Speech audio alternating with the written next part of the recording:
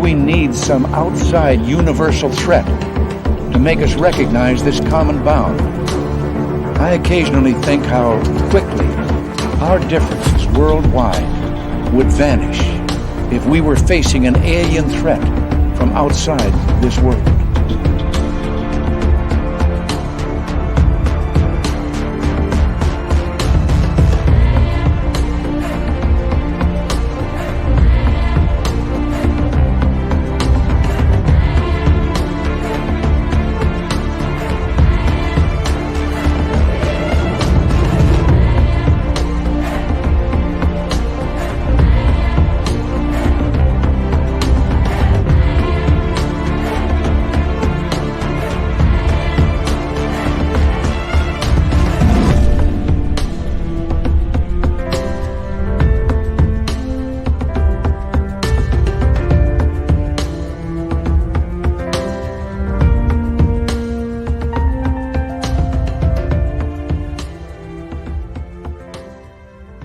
Good evening, everybody. Welcome to Spaced Out Radio tonight. My name is Dave Scott.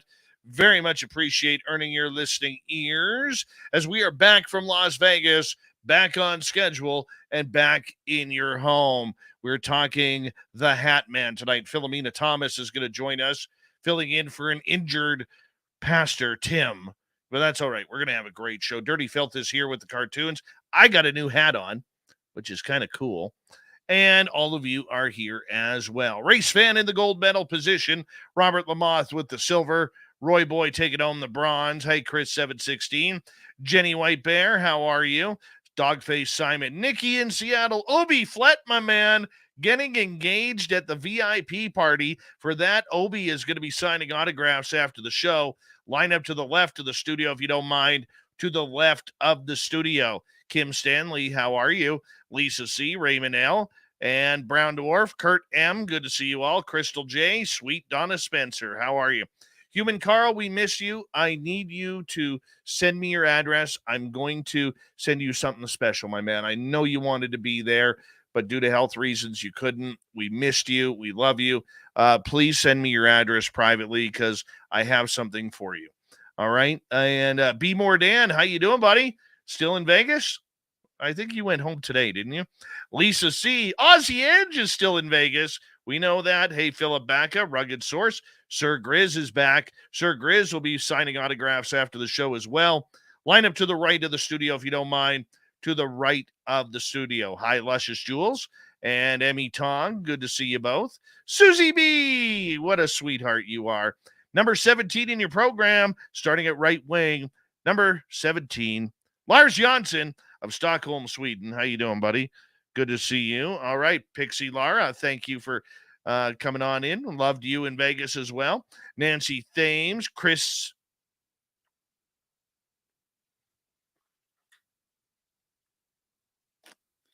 Teen, good to see you. Hadley, Tim Mothman, and the Wonder Goatee. How you doing, bud? Let's see. Who else do we have? We have, scrolling on down, Guy Calgary, good to see you. And Chillgasm. Where else are we? Laura Lobbs, nice to see you. Gizmo, Deadfish, and Matthew Goodka. Thanks for coming on in. Hey, Paramarv. And let's see, Vash the Impaler. There he is, everyone. Vash the Impaler has great hair, by the way. Fantastic hair. Continuing on, we got Melissa Nicole. How are you? And I am so behind. W. David Page. Doug Shelby is here. The Doug Shelby has arrived, which means we can officially start this show. Lee the Bee, Tim Othman, and River Dogma. Good to see you. Millennium, my man. Hope you made it home safe. Good morning, Body Tech. Roger Murray. Roger, how you doing? And Kim Inari. Wibbs, how you doing there, Hallmark? Good to see you. And Flying Monkeys, thanks for coming on in. Let's start the radio side here so we can let Bill WD-40 into tonight's show. Mac Geek, nice to see you. And Chedwin, thanks for coming on in. And who else? We got D. Cohen, good to see you. And Shade Viking, thanks for coming on in. Jerry O'Brien, good to see you, man. Greg Moyes and Mike Bothwell, good to have you here. Cleveland, how you doing, man? Thanks for coming on in. Deb from SAC. Random Gee. Yeah, good old Random Gee. Thank you for an amazing weekend, my friend. Very much appreciated. Deb, thank you for kicking off the Super Chat tonight. The Super Chat is a wonderful way to support what we do on this show on a nightly basis. So thank you so much for your love. And we're going to get going here in about 10 seconds. The story is open at spacedoutradio.com. But in that time, I need you to raise your horns up. Let's rock.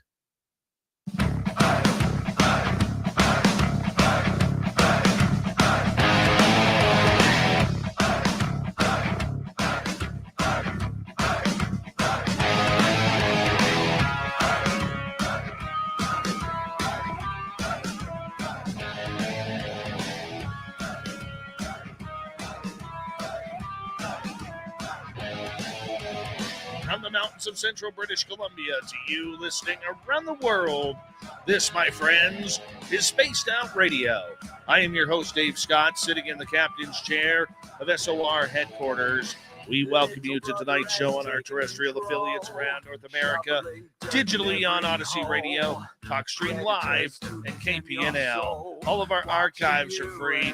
Join us at youtube.com/Spaced Out Radio. Do old Davey the favor, hit that subscribe button. You can follow us on Twitter at Spaced Out Radio, Instagram at Spaced Out Radio Show, and on TikTok at Spaced Out Radio. Our website, spacedoutradio.com. We have a plethora of features for you. Rock out to Bumblefoot, read the news wire, check out our swag as well. Tonight's show is brought to you by Chive Charities. Help make the world 10% happier by visiting Chive Charities today. You can find them on our website. We got a great show lined up for you tonight. The legendary Hatman is the topic tonight. We are going to be joined momentarily by Philomena Thomas to talk about this subject. Then in hour number 3, we got a great story from Steve Stockton from Among the Missing's YouTube channel. Super Duke will be by with the Cryptid Report. You ever seen a Hatman? Have you ever seen other shadow beings? If so, what do you think they mean? What should be done about them? The Hatman is literally a big study going on between Philomena Thomas and Pastor Timothy M. Brown Jr., who is ill tonight. He could not make the show.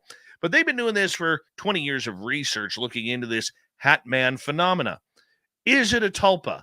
Is it man-made? Or is there something a little bit more demonic or evil about this creature? What we do know is that people are having encounters with it. What kind of encounters? Do they come into the bedrooms? Do they come into our souls, our dreams at night? We're going to find out all of this tonight and more about this legendary creature. And we say thank you and hello to Philomena Thomas for coming on air, Spaced Out Radio. How are you, Philomena? I'm wonderful. Thanks for having me. We are very glad that you are here, and thank you so much for coming into this subject. You know, the world is filled with all sorts of weird and strange mysteries that I don't know if we're supposed to know the answers or if we are just supposed to try and find the answers. But nonetheless, there are people like you guys who are, and me and myself and many others who are out there trying to bring these mysteries to light. The paranormal has always been a big part of humanity. How did you get started in all of this, Philomena? Thank you for having us, Dave. And I'm sorry that Pastor Tim can't be here. He is ill. So the way that this whole subject came to my attention, from a very early age, I've had a plethora of paranormal activity experiences. And I think almost everybody does at some point or another. Almost everybody has seen a ghost or something of that nature. But the Hatman phenomenon is really different. And honestly, if I hadn't seen what I saw, I would have dismissed it as a fantasy. I would have said it wasn't real. This is not a ghost. This is not a tulpa. This is a threat.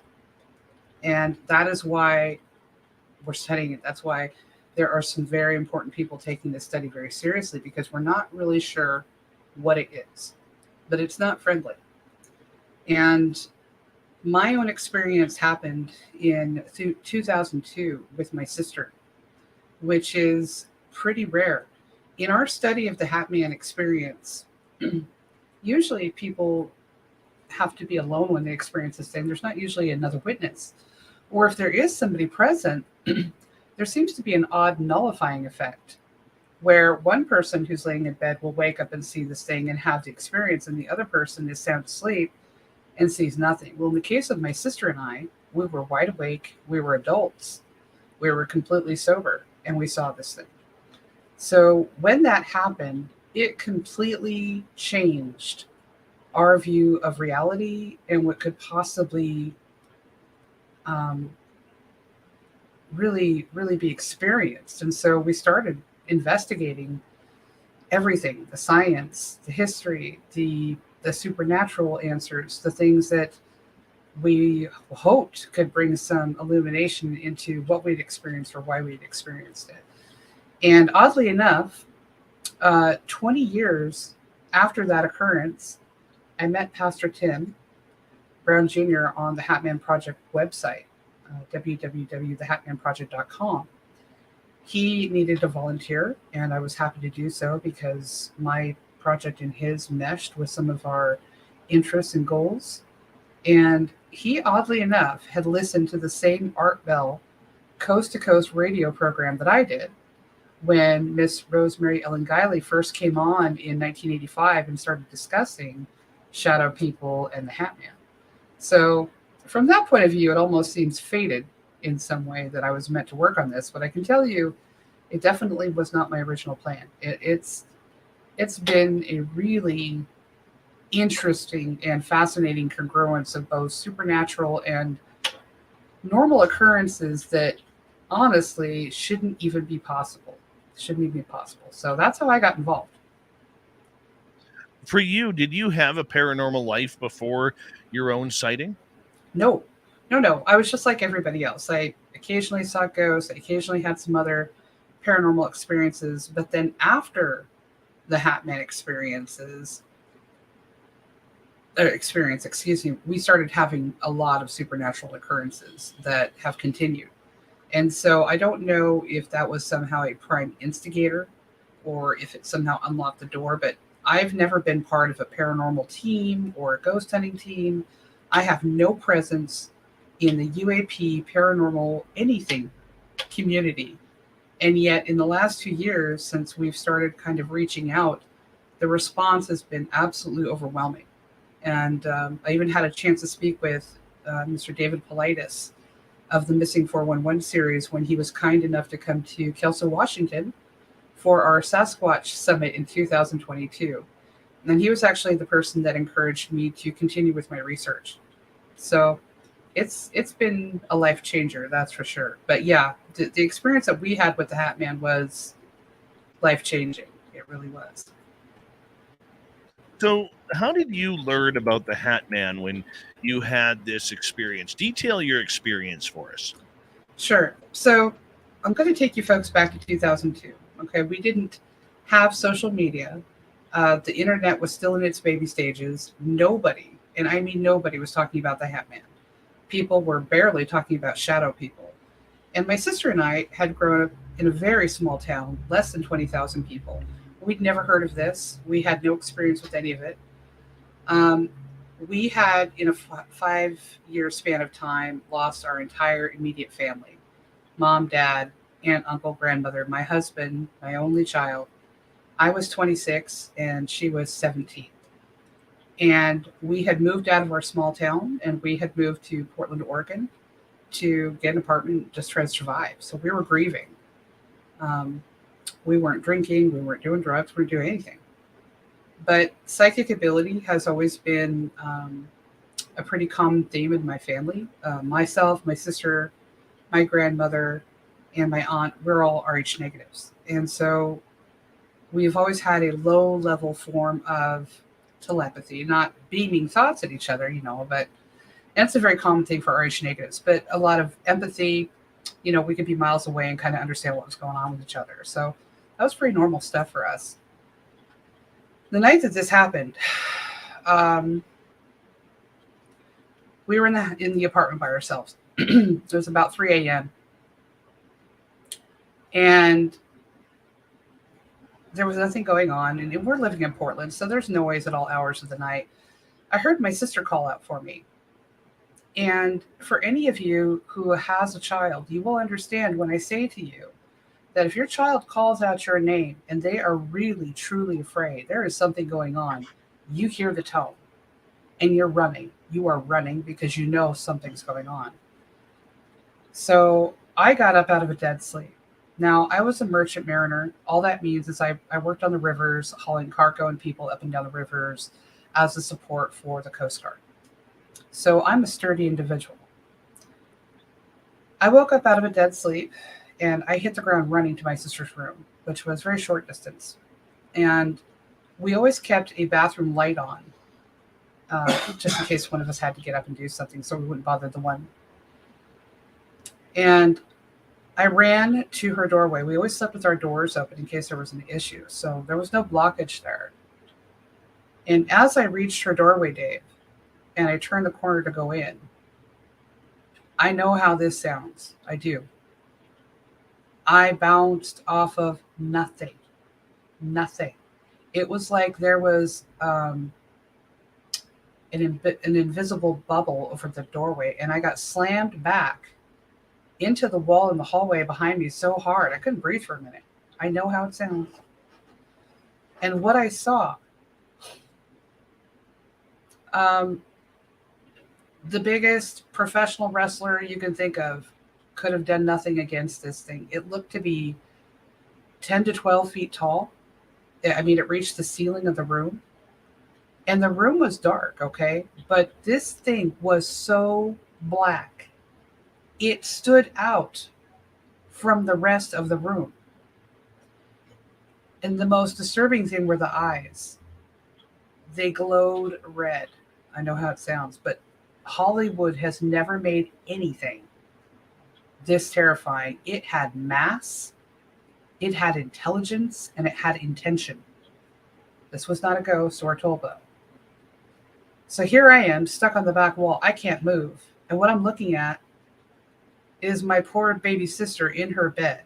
She's frozen. She can't move. She's got the sheets up to her face like this. All I can see are her eyeballs.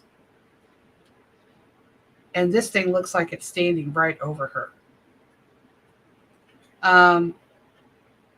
There was this weird telepathic, sort of emotional telepathic link going on with this thing.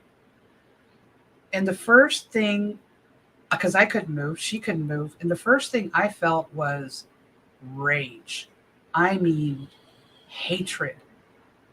I had no idea anything could hate that much or could be that inherently evil. I mean, it was just unbelievable. And then the second, it was pissed. It was pissed I was there. It did not expect to see me there, which makes sense because according to our research, as I said before, it has some sort of a nullifying effect. Whether this is a psionic ability or a technology it's using, we don't know. But it seems to have the ability to keep people unaware or restrained from reacting to its presence. So it was upset and it was angry and it was surprised I was there. And I felt a brief moment of desperation, like it was somehow desperate to complete whatever it came there for. As I said, my sister and I were not into the occult or paranormal or anything. There was no reason for this thing to come after us. So it turns away from me with these eyes and it leaps at my sister. And we knew we were dead. And this is the same thing my sister says. This thing wasn't observing. Most people who report about the Hatman experience say it observes. Maybe it occasionally speaks, but almost never does it attack. Very few occasions we've seen that it actually does this. But it leaped at my sister. Oh, no. Yeah. No, look. She was all I had left in this world. She was it. We knew we were dead, but we were not going by ourselves. I know how that sounds, but I kicked off that back wall as hard as I could, and it was like shoving through thick air. I mean, I am a strong woman, and it took every bit of physical strength I had to go through the air, to go through that doorway. And once I did, So I'm pushing through the doorway. This thing is leaping onto my sister. And as I cross the doorway, out from the right-hand side of the room, there is this massive explosion of light. This light was so bright, so pure. It was like a nuclear blast going off in your face. And I turned my head to the left and it blocked my face because it was so bright. And there was this really cheap cinder block wall that separated the two bedrooms. It was a cheap apartment. This sounds crazy, but that light was so bright, we could actually see through the pinpricks of the concrete wall into my bedroom for just a brief second. And the last empathic impression I had of that thing was, oh, expletive. And it was terrified of the light. And it disappeared. The light disappeared. My sister and I are, in shock. And did you see that? Did you see that? And the light was so bright, Dave, we were actually light blind for almost 15 minutes. Like when somebody puts a Polaroid or a flash off in your face, we couldn't see properly for almost 15 minutes. And when we did, we left that apartment in our pajamas and drove to the nearest Sherry's and sat there until 10 a.m. the next morning because we were too scared to go home. We've never seen it since, thank God. But that is why I hunted. Because my channel, the RH Negative Nexus on TikTok, since I started that 2 years ago, and that basically covers medical information for RH negative blood type, which is like 9 to 12% of the human population. Since I started that channel, I have had thousands of emails from parents whose children are seeing this, they're seeing this, they're terrified, they don't know what it is. And so that is what inspired me to try to find out if anybody was doing any really serious scientific research on this. There's lots of paranormal groups out there, and all respect to them, but there's not any really purely scientific groups out there that are doing any study. And so I was blessed to find Pastor Timothy Brown Jr.'s page on Facebook, the Hatman Project, and his website. And that's when we decided to start helping one another. My project, Project Umbra, includes the Hatman, but it also includes RH negatives, UAP, UFO encounters, missing people and children, and some of the anomalies that are going on at Skinwalker Ranch. Because as weird as it sounds, what's going on with the Hatman Project and Project Umbra shares a lot of the same data sets and points that's going on with the missing 411 with David Paulides, which is why Mr. Paulides told me to keep on with my research. And it also messes with a lot of the same data points of things that are happening at Skinwalker Ranch. So I know it sounds nut, but honestly, this is a real thing. And that is the biggest thing I try to express to folks who write to me is, you're not alone.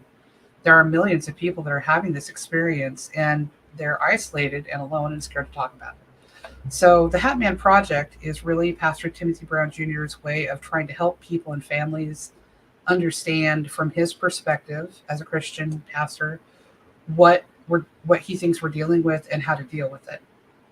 My work is a little differently angled, but it's all towards the same goal, to try to help people and children if we can. Philomena Thomas is here tonight on Spaced Out Radio talking about the Hatman and the Hatman Project. As we got about 5 minutes to go before we got to go to break at the bottom of the hour, your own experience puts a real bias, and I mean that in a good way, not in a negative way, on believing that the phenomena of the Hatman is real.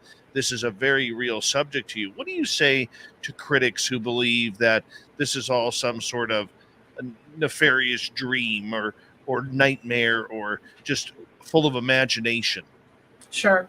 It's understandable that folks could assume that would be true, especially with the advent of social media and Hollywood and all of that. But this happened at a time in our life when those things weren't around. We were not drinking. We were not doing drugs. We weren't involved in the occult or the supernatural. We did nothing to bring this to us. We'd never heard of this thing, and it still came. In addition to that, the bad guys of World War II, I'm sure you folks all know who they are, were doing experiments and projects Project Shomons, which was the precursor to CERN, and Project Umla, which was the precursor to the current nuclear program. So there is some evidence that this may not be a new thing. This may simply be something else obfuscating as something new. And the other thing I would say to folks is, if you have 1 million people say that they saw a car wreck in court, they're going home with a check. On the Hatman Project website, we have thousands of accounts from all over the world: China, Brazil, Russia, Saudi Arabia, of people seeing this thing. I've spoken to some really incredible people in the UAP community. They see some possibilities. The paranormal folks do too. So I don't know, but I know what I saw, and I can tell you it's not easy to throw me, let alone not touching me and throwing me. And I have no reason to lie, believe me. I don't get paid for anything. No, I believe you Yeah. on your experience. Yeah, Okay, yeah. because as an experiencer of myself, Oh, cool. of many parts of the phenomena, I don't question the experience. Okay, Yeah. the question that I have is, where are all these beings coming from? Every year we seem to see new beings. Now, I'm not saying the Hatman is new, but from what I learned of the Hatman was that this was a tulpa that was conjured up by a couple of high school kids, almost like the old game Bloody Mary. I mean, it's got to start somewhere, so why not there? Is that Right. how this all started? No, not at all. Again, it would be easy for people to assume that something like that was the case. But from our research, this actually goes back to World War II. So the bad guys, as I said, were involved with several projects, including a precursor of CERN. The 5 scientists who were ahead of that project for the bad guys were then, in 1956, put in charge because they were moved over with Project Paperclip. They were moved over to the European Council for Nuclear Commission Energy, and they are the ones who started the entire program in Europe.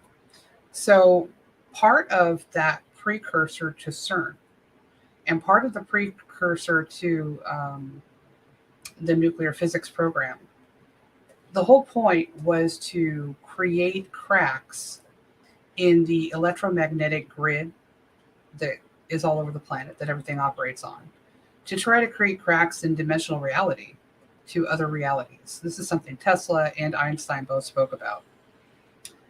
Isn't it interesting that the Hatman looks very much like a 1940s Gestapo? And that's not the only appearance he's taken. He's also taken the tall hat of a Victorian gentleman, the bowler hat. There's been folks who have seen him in a sort of pirate, outfit with the hat. It's all very, it always involves a hat, but there's different looks. And so I personally think that this is a paradimensional entity or entities, much like Sasquatch, much like some of these other creatures.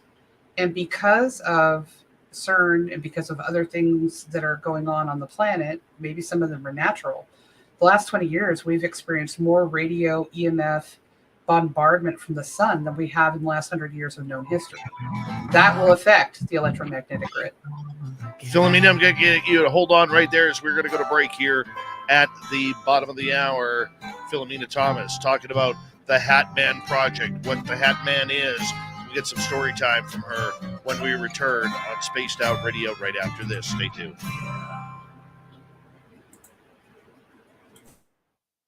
All right, we are clear, and we've got about 5 minutes, and Okay. we're clear on our radio side, and but our YouTube audience can still hear us. Hi, Jenny girl, how you doing? Did you make it back home? Justin Shapker, your hair was absolutely magnificent in Las Vegas. And who else has showed up here? Let's see here. Paul Francis, welcome. Lee Lovelight, good to see you, man. And if you Random Ghee is wrong, the Caesar is a fantastic drink. It's just not made for Americans, apparently. Apparently, big, tough Americans can't handle it. You know, much like El Ovni Volador was too much to handle for a random guy. And let's see here. Who else has showed up here?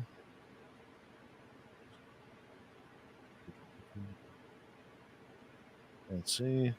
And if you have any questions for Philomena coming up for hour 2, make sure you put them in capital letters. Brown Dwarf, I already got your question locked in. So thank you for that.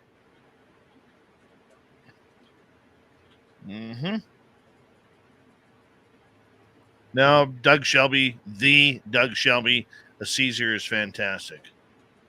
No, we didn't get to Sapphire, Deb. Sorry. All right. This is our first show back from Vegas, Philomena. Yeah, no problem. People missed out. People missed out on a great time. Yeah, you did. The only person who didn't have fun there was Susie B. Hello, lovely Kira. Kira, for my birthday, got me this lovely little Sasquatch. Oh, that's cute. Right here. I love that. Hey, I'm Kira, the Sasquatch. And I love Spaced Out Radio. Yeah. You know, the Pacific Northwest Indians did a press conference in the 1920s about Sasquatch, and they were explaining that they were a tribe that they used to trade with. Oh yeah, that's same here in British Columbia. Yeah, I think Bigfoot's real. Oh yeah, real as anything. I think it's also a paradimensional entity. Me too. Me too. What does this one already have a name? Let me just check it out. This one already have a name? Looking here. But sometimes these are named.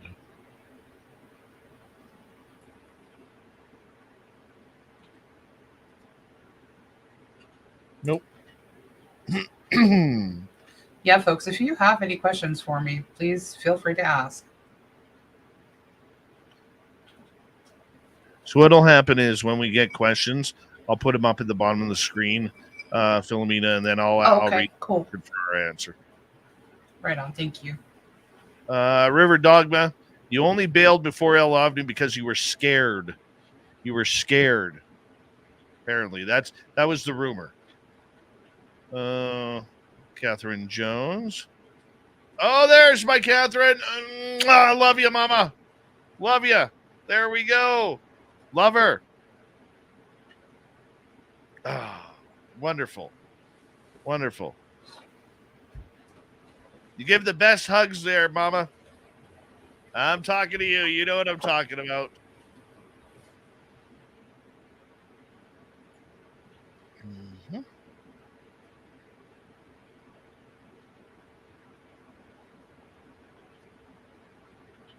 Let's go.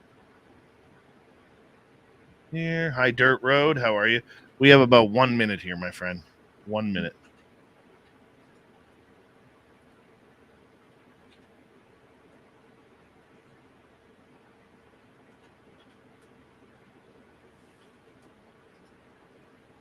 I'm just getting some questions. Yeah, no problem. Please put your questions in capital letters. Makes it easier for me to find in the chat room.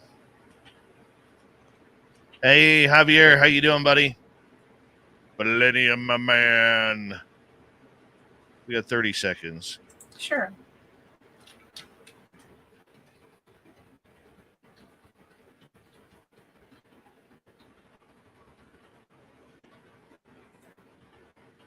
All right. Thank you tonight, Cat Chaser and Deb, for the amazing super chats. Very much appreciate the love and support. It really helps us out on a monthly basis. Hi, Evan Walters. Here we go with the second half hour.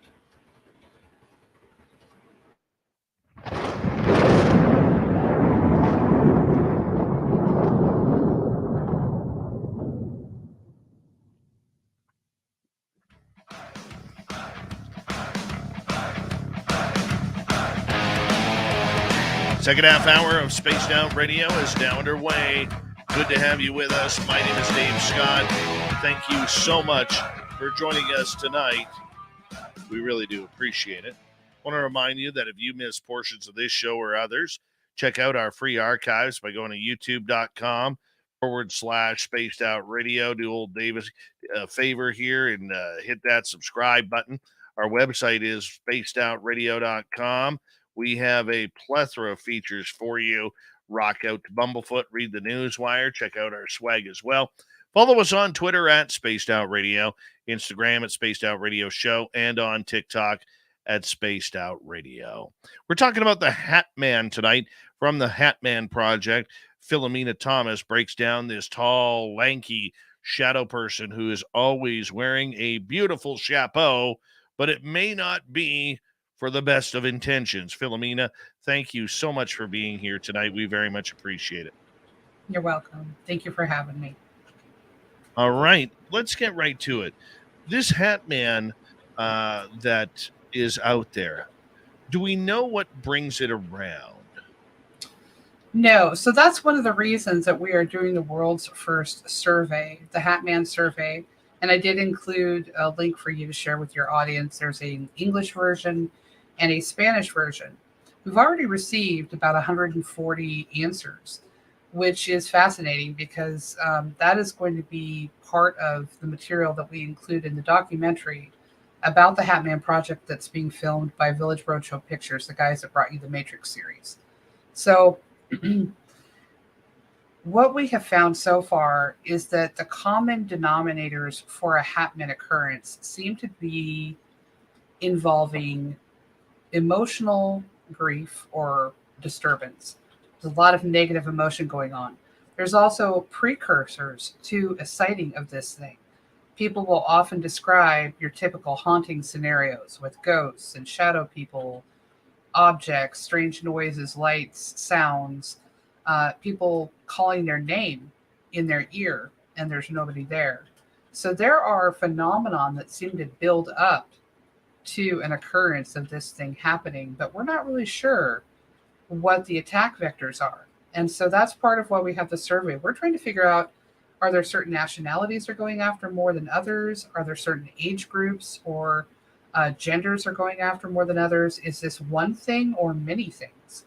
There have been reports, very few, but there have been a handful of sightings of what appears to be a female version of this Hatman entity. And it actually has long black hair, and it's always accompanying the Hatman. And sometimes people will refer to it as the hag, and they will see it before an occurrence. So we don't know. We don't know why it's going after children. We don't know why it seems to be following family lines. It seems to be a multi-generational experience. So there's a lot of factors to it, and that's why the survey is so important. We can't fight something unless we know what we're dealing with. And this is an apex predator. Do not get it confused. This thing is not your friend, okay? Your friends don't creep up on you in the middle of the night. This thing doesn't have good intentions, and it has intelligence. It has patterns. Everything in the world has patterns, and if you study them, then you understand what you're hunting and how to hunt it. That, again, is why we're doing the survey. One of the things that I learned about shadow people is they seem to come at your darkest hours in life, when you're most depressed, when you're most anxious, when that black cloud is hovering over you and it could be there for months or years. Is this where the Hatman comes as well? Yes, and we do think that there is a primary relationship between that and why this thing shows up. It's almost my theory is that, emotions, like everything else, has a frequency, has an energy signature. And it's almost like this thing feeds on that energy or can sense it and follow it. In none of the experiences that we've read and in none of the surveys that we've had answered has anybody said that they were in a great, happy place in life when this happened. So there's always a connection to a lot of tragic or sad or upsetting circumstances or emotions that surround a visitation before or after. Okay, so the idea that this does have similar characteristics like regular shadow people do, what's the difference between what the Hatman is like and a regular shadow person that people see? The Hatman has physical mass. It has intelligence. It has agenda. Now, I have seen ghosts. I have seen shadow people. I have had other supernatural experiences. I have never had anything physically touch me, let alone throw my fat butt into a wall. Okay. Um, it was communicating. It wasn't intending to communicate. It was only emotion. But from all of my supernatural paranormal experiences and the encounters I've studied, very few times is there actual any kind of communication going on, let alone an emotional communication. Many times in like hauntings, people will see recordings. It's almost like an electromagnetic recording of an event in an area. So if you study things, you can sort of weed out whether this is a conscious or recorded event. This was conscious. There was nothing about this that was a potential for not being a living, breathing entity of some sort. And I've never, in any of the thousands of accounts I've read of the Hatman encounters or even shadow people encounters, I've never heard, except for twice now, of a light appearing and rescuing people. And this is one thing I always tell folks. There was no reason for us to be attacked, but there was also no reason for us to be rescued. So this thing obviously has enemies. What or who it is, I don't know. But it's clear we're dealing with something more here than a few apparitions or make-believe things. How tall is the Hatman? The way it appeared to us when it was in the room, it looked like it was 10 to 12 feet tall, because that's about as tall as our apartment ceilings were. And it looked like it reached the top of the ceiling in my sister's bedroom. One thing I did leave out that I want to mention here, and this is where Tom Conwell, who is a very well-known UAP pattern researcher, expressed, and he wanted me to mention it on this broadcast to you. There was a brief moment when that light had exploded in the room and the Hatman was right in my sister's face.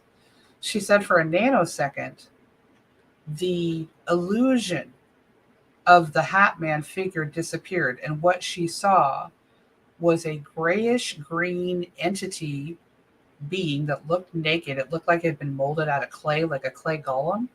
It still had the red eyes, but it was a grayish green sort of clay texture face. She said it had no mouth, just a slit, and no ears, just two holes on the side.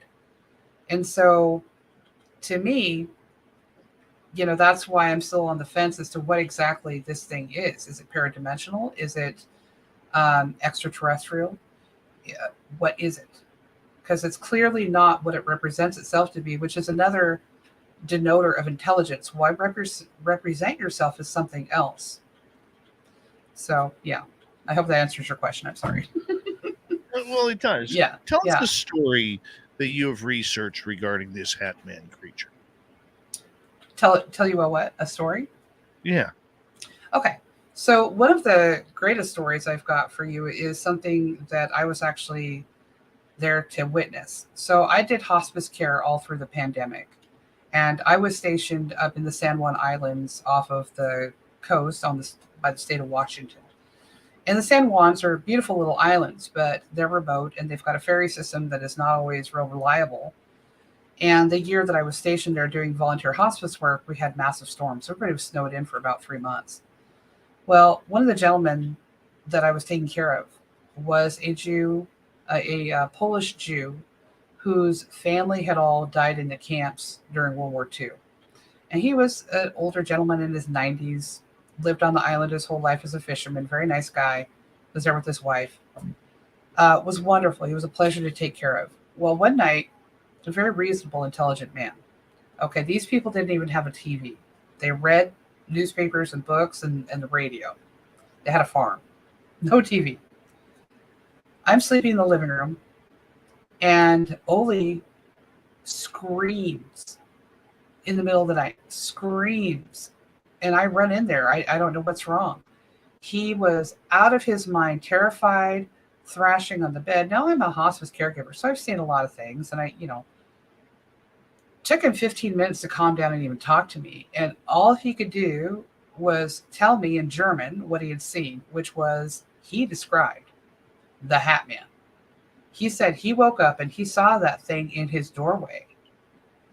And he instantly started freaking out, which was what woke me up. That poor man was so terrified. I slept on the floor of his bedroom for 3 days until he died because he was absolutely convinced that thing was coming back for him. So there are a range of experiences that we've uncovered with our survey. Some people have had very prophetic encounters with the Hatman where it's told them of future events, future pregnancies. Some people have viewed it as a guardian or a protector, which I can't imagine, but they have. And then you've got the plethora of stories involved, which are all traumatic and horrifying. So, that convinced, because I had never spoken to Ollie about my experience or anything. They didn't have TV, internet, computer, nothing. How did he come up with that? Why would someone that age who is dying make up a story like that 3 days before they die? They won't. They wouldn't. And again, that was a precursor to me trying to find out if anybody was really doing a serious study on this. So this gentleman at 95, had he ever heard of the creature before? No. And I asked him. I asked Ollie. And like I said, they had no computer, no telephone, or no TV. And no, he said he'd never heard of such a thing. And what he said is what frightened me the most. He said it looked like SS. And he would know. And that made me curious. And that was one of the reasons that Project Umbra is exploring the bad guys of World War II. Because the more I look, the more suggestive it is that there is a possible link to some of the things that they were doing and to perhaps what the Hatman is. I don't know, but I'm still looking into it. Does this creature tend to hover more around children, more around females, more around depression? What are some of the patterns that you've learned from this? Okay, so that gets creepy. So there's a couple of things, and I apologize ahead of time if I upset anybody. It's not my intention. There are some really distinct patterns. One of them is genealogical roots. If you are or have Celtic, I would say Nordic, or Native American DNA, I would say at this point, based on our studies, you have a 60% more chance of interacting with this thing at some point. God help you. The second thing, there seems to be a link to multiple generational visits. There seems to be links with UAP, UFO encounters, and other supernatural events that sort of precursor to this in the family. Many of the families who have experienced this have some of the common problems going on: alcoholism, drug addiction, abuse or dysfunction of some sort in the household. In the cases that don't have that, these people are mentally or emotionally really going through something, or really struggling at that particular moment in their life. Pain is a precursor, to this phenomenon. Some of the other links that we have found: over 80% of the kids that I've interviewed are telling me that this thing is coming out of their closet. What is it with the Monsters Inc. closet? Okay. They're saying it's coming out of the closet, and these kids are between 5 and 8 years old, over 80% of them. 50% of those kids later end up having a visitation in their mid-teenage years, from 13 to 15. Significant. So those are a few of the vectors that we've pinpointed. A few of the vectors we've been able to disregard are there doesn't seem to be any correlation between mental illness and manifestation of these things. We haven't gotten a lot of reports from people who have a diagnosed mental illness. Not that they couldn't be undiagnosed, but that doesn't seem to be part of this deal. So there are some other things too. Yeah. Children are usually quite susceptible to what they are seeing, what they are doing, and so on and so forth. I mean, does this thing seem to pursue children? Yes. Probably over 50% of the children that I've interviewed have had multiple occurrences of this thing. Now, people have tried to get rid of it with religious provocation from every religion. Sometimes that's successful and sometimes it's not. People have reported trying to use weapons against this thing. They're frozen and they can't move and the weapons don't work. So again, there's intelligence involved here. Now, children are really susceptible, of course, and they're vulnerable. And of course, they see all kinds of stuff on TV and the internet and all of this. But we have pictures drawn by 4-year-olds whose parents, have told us that they've never been exposed to anything about the Hatman or the phenomenon or any of that. If it was just 1 or 2 reports, we could disregard that and say, well, kids. But when those reports start adding up into the hundreds and then the thousands, and then some of those children go missing, that's a concern. And so we just don't know. But that's why we're working on it. How do you work on a subject like this? Right? Is it just a matter of collecting cases? No. So cases is one part of it. The other part of it is you've got to really dig into the science of it. I've, in the 2 years that I've been working with Pastor, we have looked into history to see if there's any historical documentation from this thing from previous other cultures or even other eras. Was this thing seen back in the 1600s? Yes. Was it seen back in, the 1500s? Yes. There is some stone art, cave art in the Philippine Islands. And the Filipinos call it the Ankala.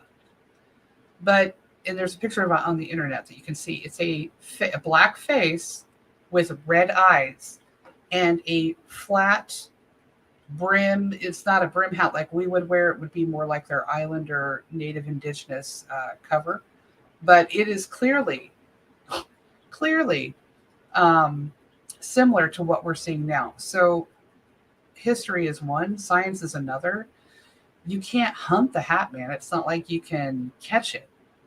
The only thing we can do is try to collect stories, dig for information, and try to use the survey to see what we can uncover. And what we have uncovered so far is pretty startling. There's a lot of connections between this thing and people also seeing UAPs, UFOs, having other paranormal events go on. So it all seems to be tied together somehow.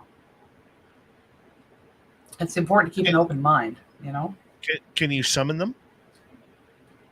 Not from what I've researched, and God help you if you try. You don't want to do that. This thing is not here for the benefit of humanity. Just from my point of view, from what I experienced, no. And I don't think that, yeah. Go ahead, please. Finish. No, go ahead. I don't think you can summon something like this. It has free will. And it's a powerful being of some sort. It's not a puppet. It's not, I don't know. Does it have the ability to be physical with humans?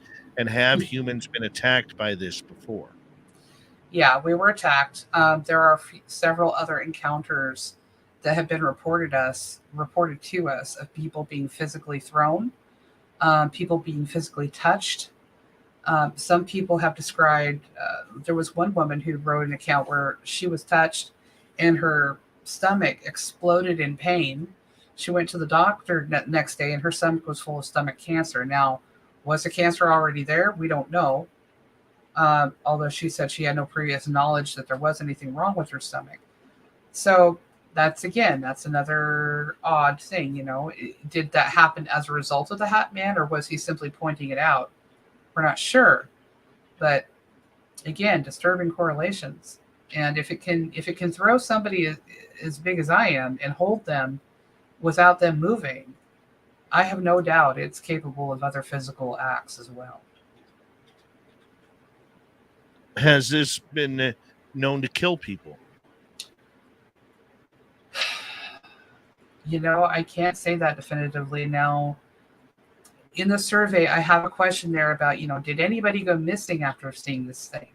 Did anybody in your immediate family die after seeing this thing? A lot of, I shouldn't say that. About 15 of the responses that came back were yes, somebody in the immediate family died within 7 days of seeing this thing. And within 20 days of seeing this thing, I've got 3 cases which say their children went missing. So I don't know. Were the children ever to be able to come back? No. And that was something that I spoke to Mr. Politis about specifically, because the circumstances around those children going missing was not normal. And the parents were completely cleared, and believe me, the police department dug into these cases, and the parents were cleared, but no trace of those babies has ever been seen again. And so I spoke with a police officer in Philadelphia. He is the head of the missing children's department in his unit. He looked into those cases for me because he wanted to see, what he can see, all the stuff I can't, all the background interviews, all the data. And he is a fan of the David Politis series. And he took about a week to look those over and call me back. And he says, we have a problem. I'm like, yeah, we do.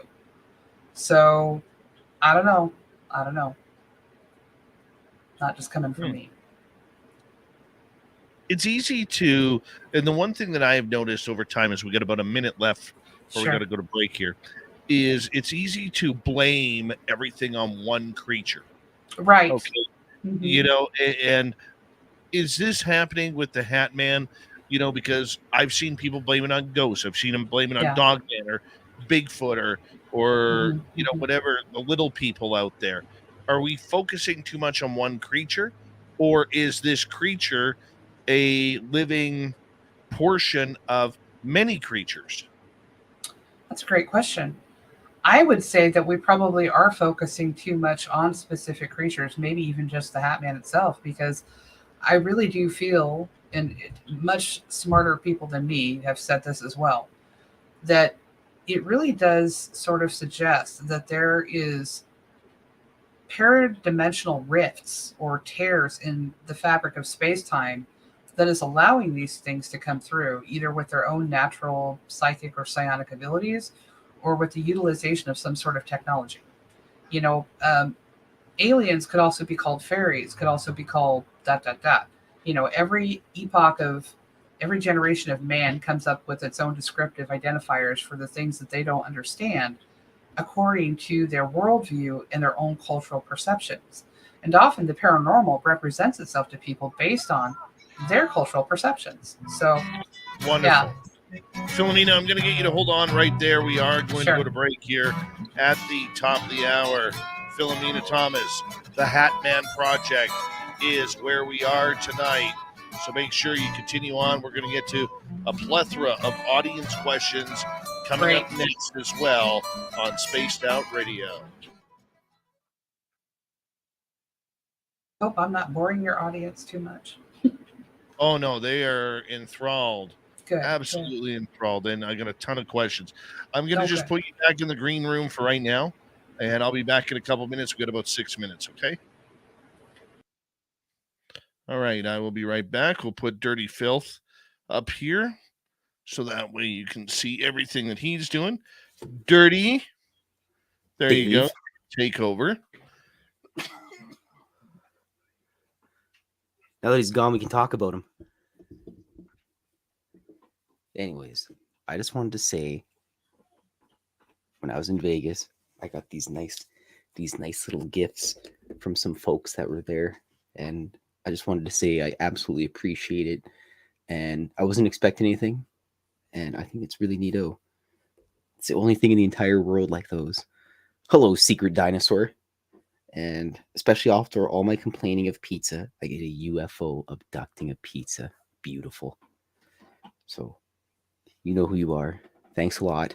And, you know what, Paranormal Pixie? Just email me, filth@filthy.com, and I'll mail some out to you. But yes, thank you very much. I'm beyond appreciative, and it's pretty neato. I'm the only guy in the world that has these. Yeah, I missed you too there, Secret Dinosaur. You did pretty good on that fishing game, though. Hi, Izzy Beth. Hi, everybody that I forgot to say hi to. But yes, here's my Hatman. He's got a nice hat. He's got his creepy red glowing eyes to scare you. Various medals from scaring people. Gotta have those. And pokey fingers, so when you're sleeping, you can scratch your toes. And soft socks to help him sneak around your bedroom. This is probably what he does at nighttime. Sneaks around bedrooms. He switches up your socks. Probably. Puts like a black sock with a white sock. But if you're like me and you just have a pile of socks in a big pile, you can't do anything about it. So it probably just aggravates him. That's why I don't ever have to worry about him. Thanks, Evan. I appreciate it. Except I don't know. Could be like salad. Hello, Nicole Sackage. Could be like salad fingers, but I don't know. I wouldn't want to deal with something like that. Salad fingers or shadow creatures. Because I know my cats aren't going to protect me. I think it's just I don't know. Maybe I do have a wonderful voice. I can't hear what my voice sounds like.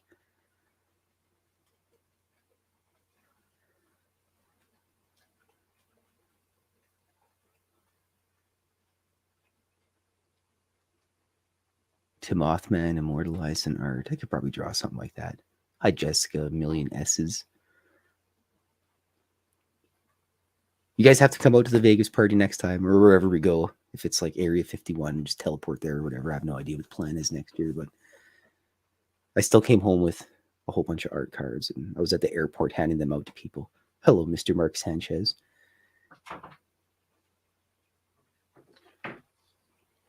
Hi, Dave. Hi, Dirty. How are you? Ooh, not bad. I got home and I had Earl Grey tea, so I could stop complaining about it. Oh, good. You know what we're going to do quickly here? We're going to share something that happened in Las Vegas. Ooh. Okay. Yeah. Ooh. Now, Okay. I don't have permission to do this, but I'm going to do this. Now, I don't have permission to do this, but I'm going to do this. Now, I don't have permission to do this. I don't have.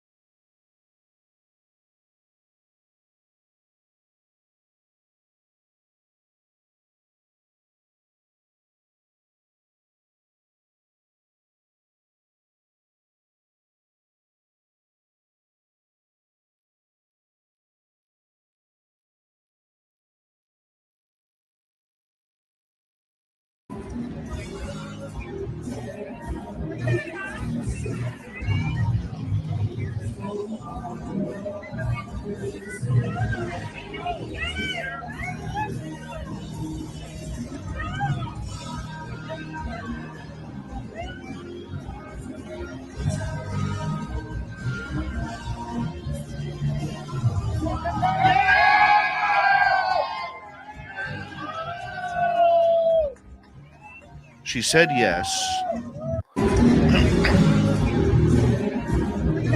That is Obi Flett being a man to his incredible now fiance. How beautiful is this moment?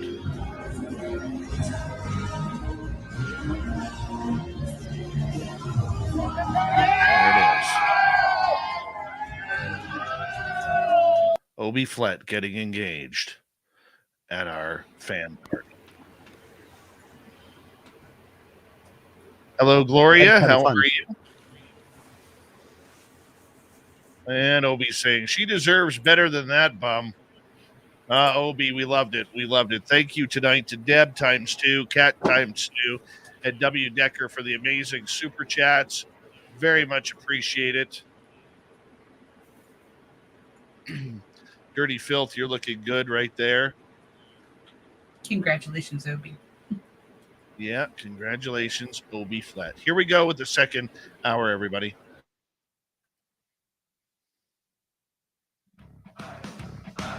You're listening to Spaced Out Radio with Dave Scott. Follow Dave on Twitter at Spaced Out Radio and on Facebook, Spaced Out Radio Show. Here we go with hour number 2 of Spaced Out Radio tonight. My name is Dave Scott. Very much appreciate you tuning us on in wherever you are on this beautiful planet we call Earth. Hello to everyone listening in on our terrestrial affiliates around North America, digitally on Odyssey Radio, TalkStream Live, and KPNL.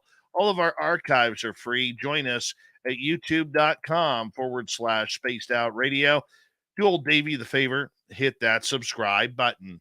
The Desert Clam has set the password for tonight in the SOR Space Travelers Club. Lamister. Lamister is your password. Use it wisely, Space Travelers, as the Clam sets the password each and every night right here on Spaced Out Radio. Our website, spacedoutradio.com, we have a plethora of features for you. Rock out to Bumblefoot, read the news wire, check out our swag as well. Follow us on Twitter at Spaced Out Radio, Instagram at Spaced Out Radio Show, and on TikTok at Spaced Out Radio. We continue on talking about the Hatman and the Hatman Project. Joining us tonight, Philomena Thomas, who is working on this project, and some very interesting thoughts regarding this legendary creature, haunting creature, called the Hatman. Philomena, welcome back. Thank you. I got a bunch of questions from our audience tonight. I'm excited. Bring it. All right. Let's start off with Brown Dwarf here. Have you found any correlations between Hatman, old hag syndrome, and sleep paralysis? That is a fabulous question. Thank you very much for bringing that up. So often, if people report a sighting of the Hatman, the first thing that people will say is, oh, well, that might be sleep paralysis. And to me, that's a bit of gaslighting. It could be, but not in the case of what I saw. The hag seems to always be a precursor. That and other supernatural activities seem to be a precursor to the occurrence and appearance of the Hatman.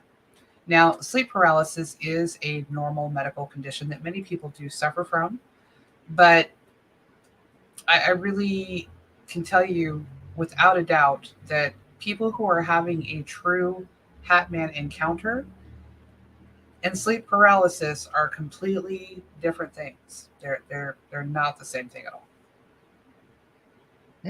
All right. Let's move on to the second question from Deb here. Philomena, do you know anything about black-eyed kids? A little bit, yeah. And that is one of the sort of offshoots of Project Umbra that I'm trying to investigate to see if it has any correlations with missing kids and the Hatman.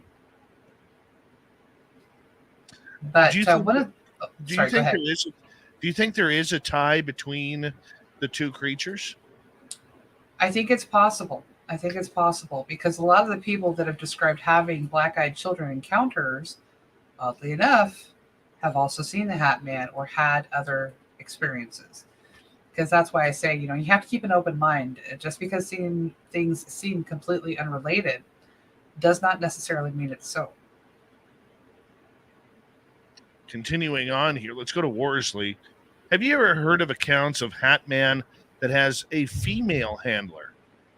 Yes, there's been only a few, and by a few, I mean maybe 6 or 7 accounts out of the thousands of accounts that Pastor Timothy Brown Jr. has on his website, thehatmanproject.com. There has been a female handler who appears with the Hatman. She's always described in the same way. Very tall, white skin, black hair. Some people have described her with solid white eyes. There's no pupil, and a few have described her with glowing red eyes. But that has been something that's come up just a few times. Okay, what do you think of the fact that sometimes there's two creatures, sometimes there's just one? Yes, so there have been many accounts through our survey project where we have found that people have experienced the Hatman phenomenon, and it has other little shadow creatures with it. Sometimes they look small, like they might be a child-size entity. Sometimes they look like animals, spiders or snakes. Excuse me. Other people have described the hag in attendance with the Hatman. So it's interesting to me. Why would it bring an entourage? Why would it bring more than one form of something with it? We just don't know. And if it's paradimensional, are these things all from the same place? Or is it they're all working with the Hatman on the same purpose? We just don't know. But it's odd. All right, let's continue on. Let's go over to our good friend Stevie J. Is Hatman nice or very malevolent? I can personally tell you that what I experienced was evil. Pure, unadulterated rage, hatred, and evil. There have been a few people who, on the Hatman website, you can look at the stories, who have described it as being a protective entity, or have described rather benevolent encounters where it's prophesied to them certain events that are going to happen in the future. So there's a little bit of a mixed opinion about that. But what I would say is, if you're an apex predator and you want to feed, you don't want to scare your target. You don't want to scare the thing that you're feeding on, or if you have a purpose for them at some later point. You want to keep that open communication going. So I would say it would be foolish for us to try to assume that we understand its motivations, but there are people that have had both benevolent and malevolent encounters. Very interesting when you say it that way, because, I mean, I just look at this thing, and if I saw this thing in my bedroom or walking through a park or wherever people have seen it, I don't know how I would react to that. I want to jump in here before I get to more audience questions. Is there a relation between this Hatman and what now people are calling this siren head? It's a siren head is a creepypasta type of creature that has a big siren that, like a megaphone as a head that walks around apparently harming children and taking children away. It's kind of a creepypasta creature. Yeah. Is this a fiction character? Did somebody write this up, or was this something people seen? It seems that it started out that way, like many creatures do, but this is where the whole tulpa aspect kind of comes into play, right? Yeah. The more you manifest it, the more energy you're putting into creation.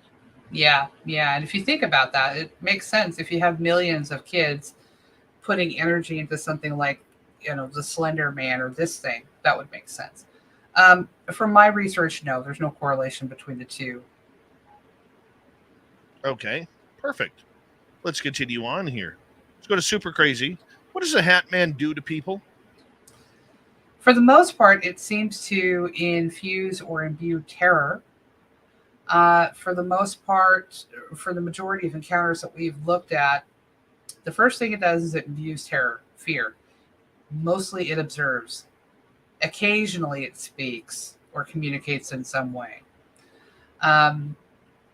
Whether it is absolutely responsible for children going missing, I can't prove that. I'm suspicious, but I can't prove it. But I do know one thing that it does do, and this is how I can always discern who's telling me a bunch of baloney and who's actually had an encounter. It's the fear level. Even the people who have had so-called benevolent encounters with this thing were absolutely terrified. So, there's that's a big consideration in our research. There's people that are mentally ill. There are people who just want attention and are lonely. There are people with great imaginations. There's a lot of things out there, but fear is not something you can easily fake. And when I personally interview somebody and I listen to them, that is what I'm listening for, because that is just not something that anybody is a good enough actor or actress to get away with. It's just not. Right. Okay. Continuing on here, let's go to Thomas. Is a shadow person a hat man without his hat? That's a great question. I would say that the shadow people are lesser entities or associates of the Hatman. Now think about this. Why does the Hatman always wear a hat? Well, a hat denotes authority. It denotes I'm in charge. I got the hat, right? So to me, it's interesting that these other characters that seem to appear with it never seem to have a hat or any other, or a cloak or clothing. It's only this guy. And so, why is that? That's very interesting. Do we ever see him in clothing or periodic clothing? Yes. Now that is part of the survey questions. There are 5 particular ways this thing shows up. It either looks like your classic 1940s Gestapo with the trench coat that goes down to the ankles, the black fedora. You can see no skin of any kind, just a black figure with the red eyes. They've seen the Jack Sparrow figure with the pirate hat and the full 16th century pirate outfit, but still completely in black. They've seen it with a bowler hat, like the 1930s version of the, typical business gentleman with a bowler hat, with a suit and a cane. They have seen it as the magician with the really tall hat, like a Abe Lincoln stovepipe hat with the big cape, very circa 19th century. And then the final version that they've seen is your typical, century 1 through 10, where this thing has just like a black cloak and a black cowl that sort of covers its face. So there have been 5 different distinct versions of this thing that have been seen. And what's really interesting is that the version of Hatman that is seen seems to depend on which country you're in. I don't know why, but that's part of our research, is to find out, is there a cultural aspect to this thing? So far, we cannot determine that it's related to any one particular cultural thing, but it is definitely presenting itself to every culture on Earth. Is this creature seen around the world, or is this a North American type creature? I wish it were that simple. No, it has been seen in China, Saudi Arabia, Brazil. It has been seen everywhere by Muslims, Christians, Buddhists, atheists, your grandpa, your 5-year-old, your farmer, your police officer. I mean, everybody has seen this thing. Unbelievable. Military have seen this thing.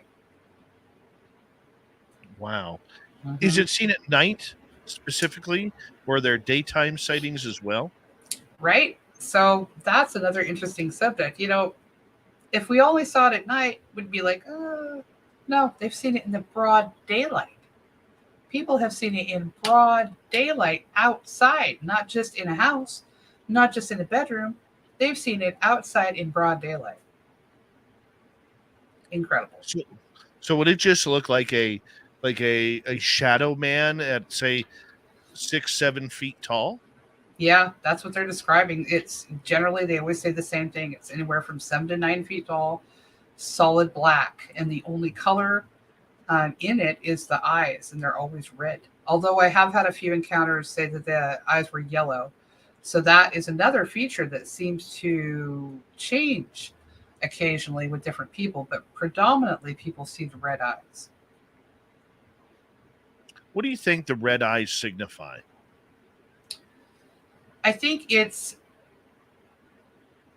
part of whatever species this thing is. I can tell you from my own experience, the thing wasn't human. It never was. I don't know what it is, but it's not human. Whatever this race of beings are, I think what my sister saw for that brief nanosecond when the illusion of the Hatman disappeared, when that light in the room exploded, this is something that Tom Conwell even said, it really sounds more like extraterrestrial simply by the way it looked with that grayish green skin. It looked like a molded clay figure, and it was completely naked with the slit for a mouth and the slit for the eyes, so, or the ears. So I think it's whatever kind of creature it is. That's why it has those eyes. All right, let's continue on with our audience questions here tonight. Jules is asking, so is the typical hat man historically like a vicar in robes with a wide brim low hat? Please describe it for us. Are they ever different?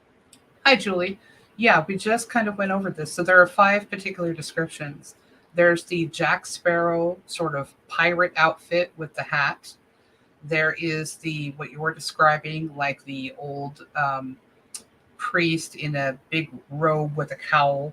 There's the Gestapo 1940s version with the fedora hat and the trench coat. There is the magician variety that has a tall stovepipe hat like Abe Lincoln, but it has a cape, like a 19th century magician, and he has a cane. And then the final version is a 1930s version where it looks like the guy's wearing like a round bowler hat and a suit. So there are 5 different versions of this thing that have been seen all over the world. Wow. See, every time you describe this, and I don't mean to make fun of it. No, but it's okay. I understand. For me, I look at this and I think, wow, like this reminds me exactly like the old WWE wrestler, The Undertaker. Oh, that's a great example. Yeah, very much like that hat. Yeah, very much like that hat.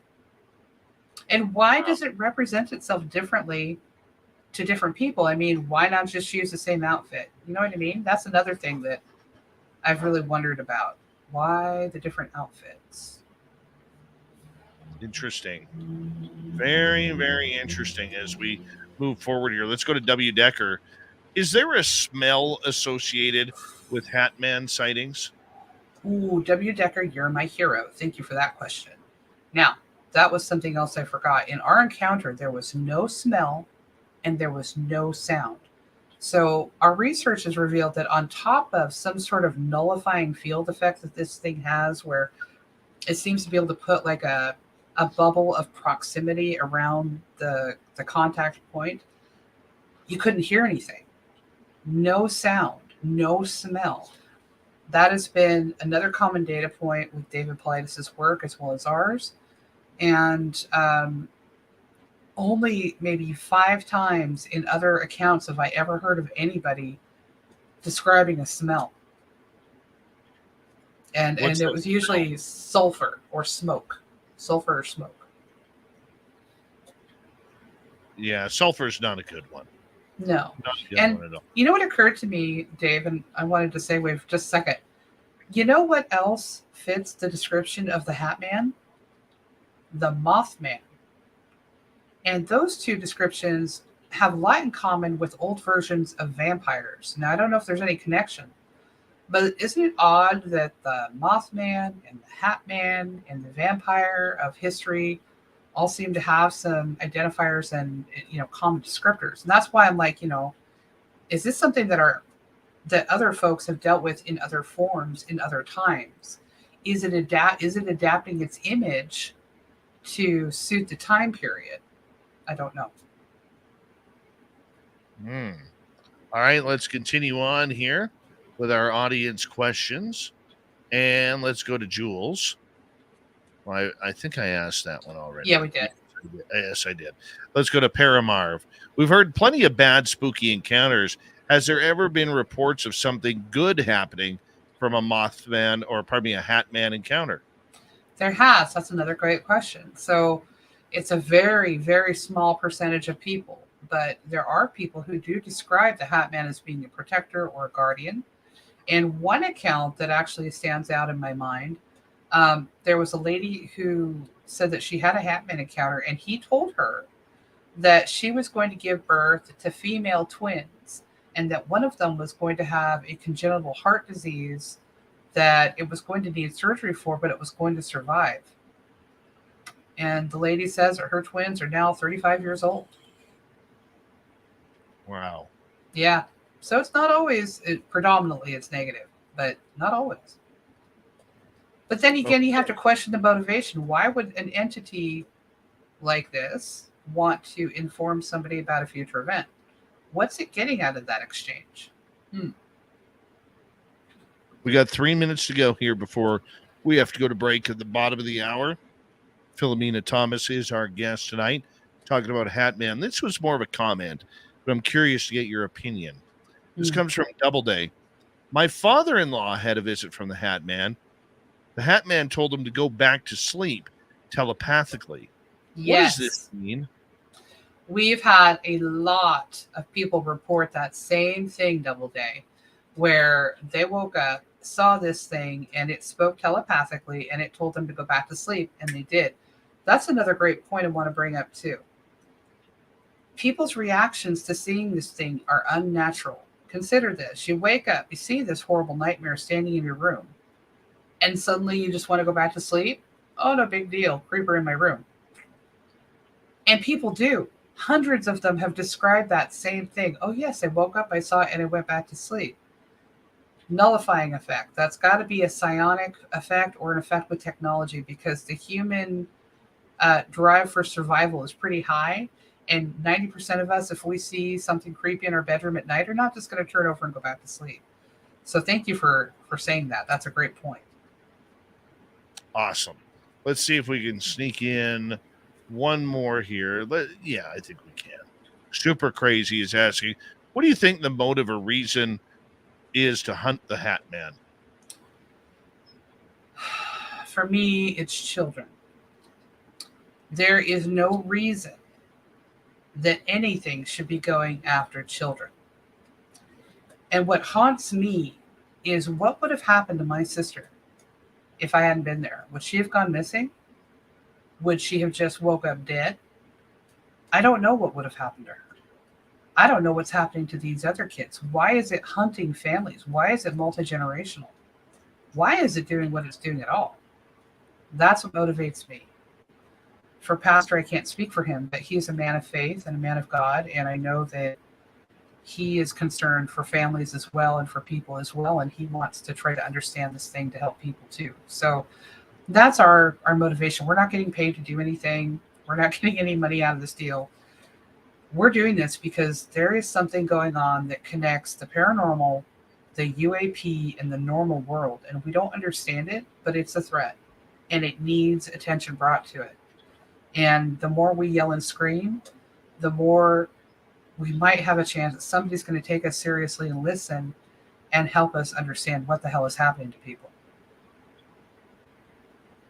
It is an interesting topic indeed when you think of Siren Head, Hatman, Black-Eyed Kids, Mothman, Slender Man, all of these different type of cryptids that are out there that people are encountering. And, if it happened just once or twice, you could call it imagination.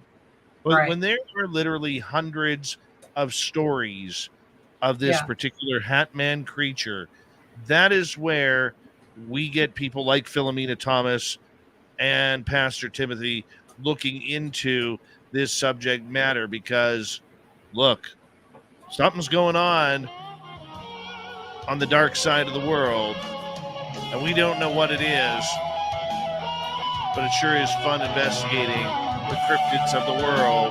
We have another half an hour with Philomena Thomas on Spaced Out Radio. We will be right back.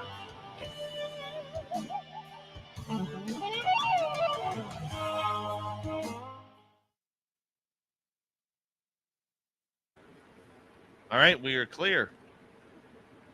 Having fun yet? Mm-hmm. You're doing great tonight. Thank you. I hope so. I hope I'm not being repetitive or boring to audience. It's just really late. No, they are right into it. They are right good. in. Good. All right, I got a photo that I need to show you guys. Oh, good. Yes. And it's kind of weird. Let me Are those the ones I sent you? Nope, this is a different. Oh, okay. I'm just moving it over here to my own chat here. Yes. It's much easier if I get the message to me rather than on my phone. All right. So on Sunday, random guy took myself, Kira, Brad Bunt, little Timmy Senor, and the preacher Eric Markham out to Area 51 or close to it. We're on, we went to the Alien. We saw the black box that had been moved into a different area along one of the roads that takes you in there. And we took some pictures. Well, this picture was taken, and it's kind of strange. There it is. Because of the way it's pixelated. Let's get your thoughts on that photo. So that is Brad standing beside the black box.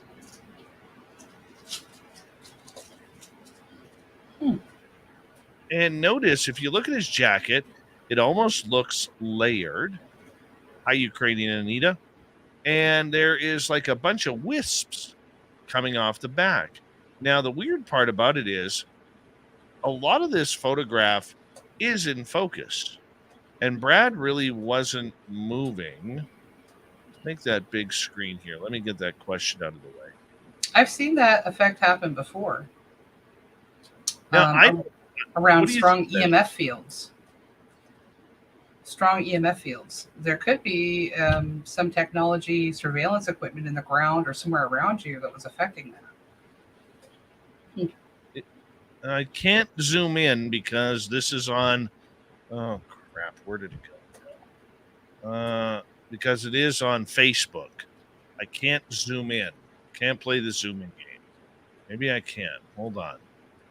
Oh, I can. Look at that. So you notice everything like on the can here, everything inside there is pretty in focus. Mm-hmm.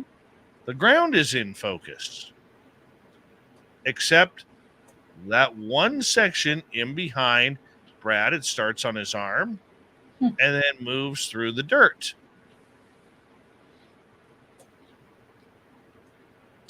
Notice it seems like a straight line too, doesn't it? Yes. So I don't know if this is something that I am, that was a cell phone issue, or if it was energy or kinetically related. Brad didn't feel anything weird. None of us felt anything weird. It's just very strange. Somebody said there was a time lapse of the clouds. Yeah, that was random guy. He was trying to get a time lapse of the clouds, and it wasn't really working for him. I'm thinking, random guy's aliens may have been with us. That's possible. He's in denial of his aliens. And that's maybe what happened. So you know about targeting technology, and it's very possible that somebody was targeting you guys with some sort of an EMF beam. Could be. You never know. It's possible. Don't know. It's odd, though. Very odd that the rest of the picture is fine. Yeah. Very strange. Very strange. Either way, we'll blame random guy because he is all about the woo.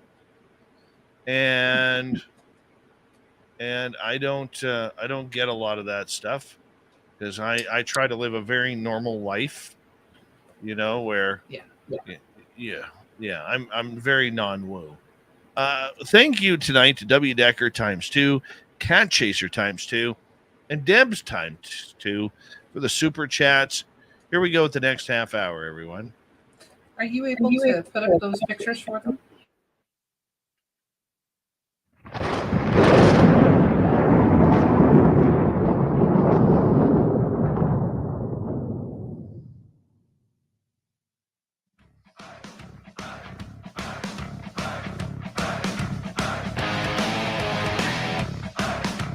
We have reached the halfway point of Spaced Out Radio tonight. My name is Dave Scott. Very much appreciate earning your listening ears. I want to remind you that if you've missed portions of this show or others, check out our free archives by going to youtube.com/Spaced Out Radio. Do old Davey the favor, hit that subscribe button. Our website, spacedoutradio.com. We have a plethora of features for you. Rock out to Bumblefoot, read the news wire, check out our swag as well.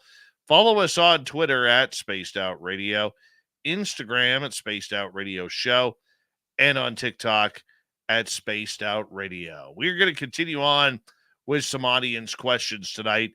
Philomena Thomas is our guest. We've been talking about the legendary Hatman. Does he exist? Does he not? Does he come to us in our dreams? And Philomena, thank you so much for joining us. We're going to get right to super crazy here. Is it possible to successfully defend oneself against a Hatman attack? That's a great question. And this is something that parents always ask me when they're writing to me about this situation. There are a few things that we have come up with that seem to have some effect on negating a negative paranormal experience. We can't prove it, but from the parents that have written back, it seems to help. One of the key things involved with the Hatman seems to be frequency. Remember when I said that emotional energy has a frequency equivalent? Yes. Well, there's things called suffragio frequencies. Have you ever heard of those? No. Okay. So suffragio frequencies is something that Nikola Tesla and Einstein first talked about. They are frequency waves of energy that elicit certain biochemical and physical responses. Now, suffragio frequencies, specifically 523, you can find it in 8 and 10 hour loops on YouTube of music, peaceful, healthy, happy music. What we have been telling folks who have children that are suffering from this is, I don't care what your faith is. You can worship blue turtles for all I care, but pray with your kids before bedtime if you're seeing this thing, or if you're seeing any kind of negative paranormal activity in the home. Pray with them. Then make sure to leave a light on in the hallway or the bathroom or in their bedroom with a nightlight. For some reason, this thing always seems to appear to these children in the darkness. It's only adults that have ever seen this thing in the daylight, never kids. Another interesting point. So we have them leave a light on for the kids. We also tell them to leave the doors open. That way, if the kid cries out, if there's anything going on, you can hear it immediately. But the suffragio frequencies and the praying, for whatever reason, seems to help. Now, I've never heard of anybody fending off an attack of the Hatman while it's present, other than the few folks who said they've tried religious provocation, which sometimes seems to work and sometimes doesn't. And I think that has more to do with the belief system of the individual involved. But as far as we know, that's the only things we've been able to come up with. I don't have any contacts in the Native American community. I would love some. So if there are any listening, please reach out to me. But I want to see if they themselves have any answers on how to deal with something like this, because a lot of the folks that are seeing it are Native American. All right, let's continue on. The Doug Shelby is asking, isn't it often seen along with the hag?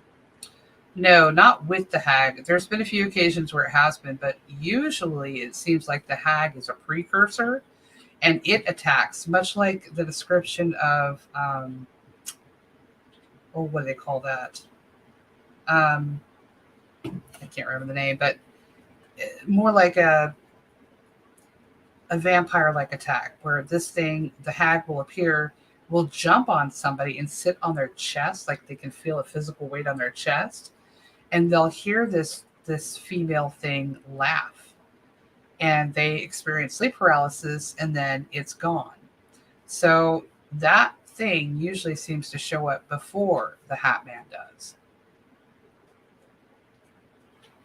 Succubus. That's what I was trying to think of. All right, let's continue on. Let's go to Stevie J. Is there more than one Hatman, or are there many?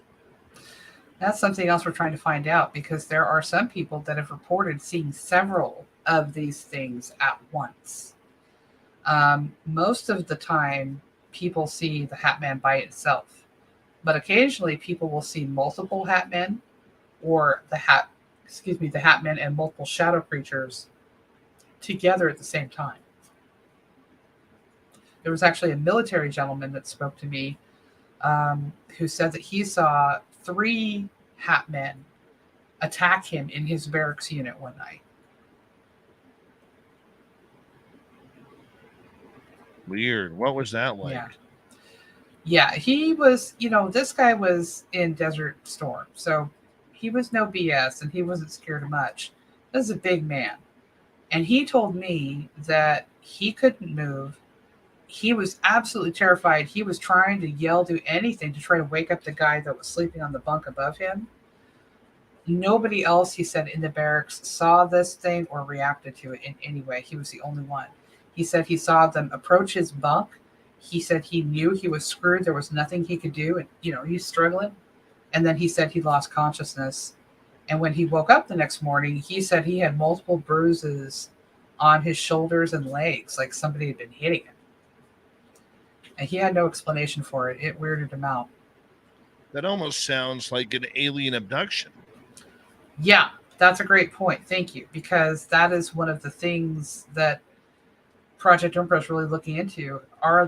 Is the Hatman an extraterrestrial? Is this some sort of, did some 3-letter agency find a way to weaponize the paranormal, or find technology which allows them to obfuscate themselves in order to carry out these attacks or intelligence, missions, or whatever it is that they're doing? So that's another great point. That's why we're not really sure what we're dealing with here. Okay, let's continue on. Let's go to Stevie. What should we do if we encounter Hatman? Well, I'm not sure what you can do, to be honest. If you can do anything, pray, tell it to go away. But honestly, good luck with that. I hate to sound like this, but there's just not much you can do against this thing. The only successful accounts we've ever heard of getting it to leave was through religious provocation. And like I said, and that wasn't any particular religion. We heard that from a Muslim, a Christian, a Buddhist, and an atheist. So there's no rhyme or reason. All I can say is good luck. God help you. Are there any patterns that you have noticed regarding this creature? Yeah, and those patterns have been emerging through the survey. That's why the survey is so important. And I really encourage and ask everybody listening, please go take the survey. It's in English and Spanish. Dave will, I'm sure, have the link provided to you in some way here on his website, or I will on the Hatman Project Facebook page. You can look it up.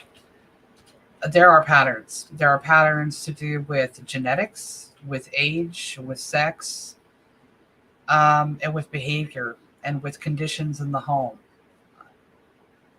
It's very, very concerning. A lot of ex-military and a lot of military have also seen this thing. So it's not just civilians. Okay, let's move on to another question here. Let us go to River Dogma. Would it be manifestation happening? Everything is possible. And I do believe that there is a correlation between, thought and manifesting reality. Quantum physics discusses this. We know it's a basic scientific truth. But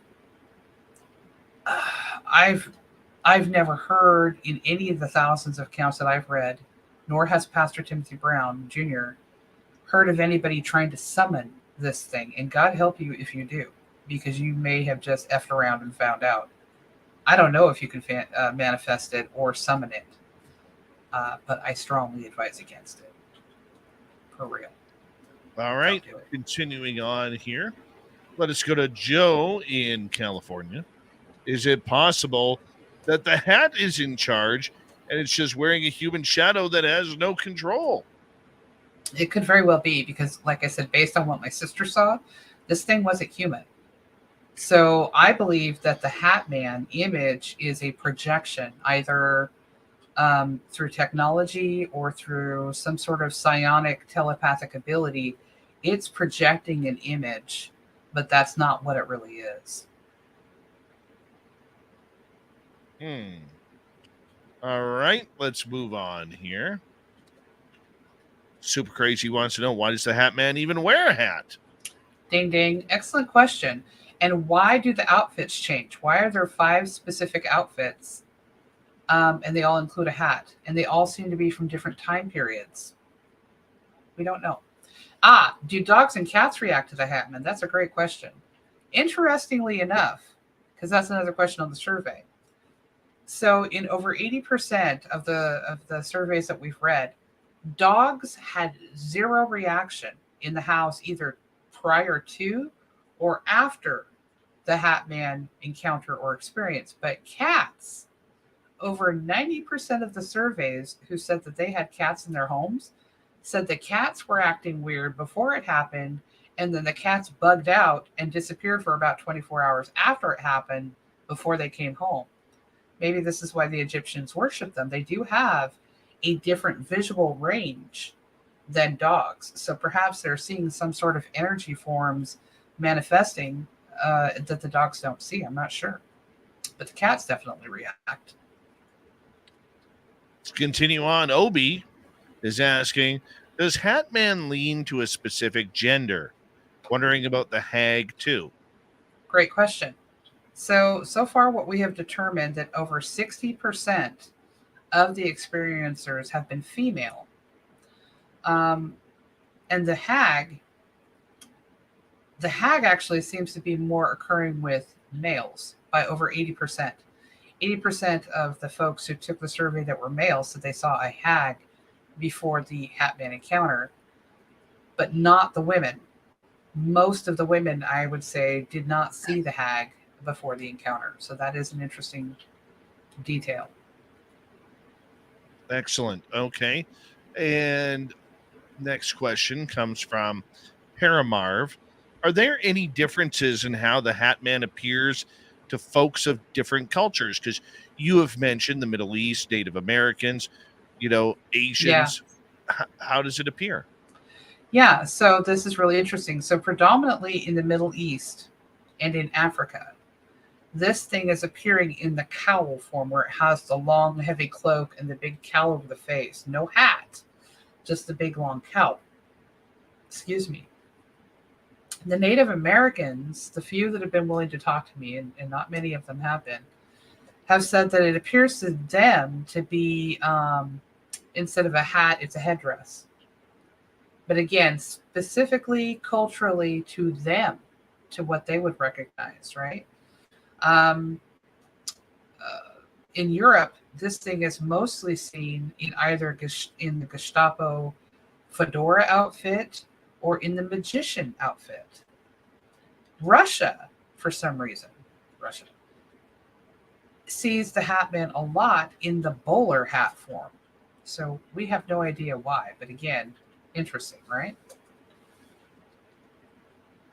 Yeah, that intrigues me. Yeah. That intrigues me. Yeah, why the different outfits at all, and why present differently to different people? But I mean, it's the same thing. It's the same thing as UFOs, though. Yeah. 500 years ago, people were seeing flying sail ships. Yes. Mm-hmm. Okay, mm-hmm. They weren't seeing discs or black triangles. Right. They were seeing flying ships. Then it became flying balloons when there was no real, aspect of the hot air balloon phenomena. Absolutely. And that's why there's a lot of indicators that this is not new phenomenon. It's just that it's presenting itself to us in a new form. And there's some suggestion there that perhaps there's a possibility that malevolent human forces could have been involved in in this in some way just based on the experiments and things that were going on during World War II that we really feel have some precursor to what's going on now. It's very odd. All right, let's continue on here with more questions. Let's go to Jenny. Could it be just a projected energy? Jenny, that's a great question. And this is an important question. Is this some sort of projected energy form that's a part of gang stalking? I mean, it could be possible. We know that targeting equipment exists out there in the world. We know that the programs exist. Is this some three-letter agency that has somehow learned how to weaponize the paranormal? We just don't know. And that's why it's a concern, because it's affecting so many people. Is this part of Project Bluebeam? We just don't know, you know? All right, let's go to Tangerina. Oh, you asked this. Do dogs and cats react to the Hatman?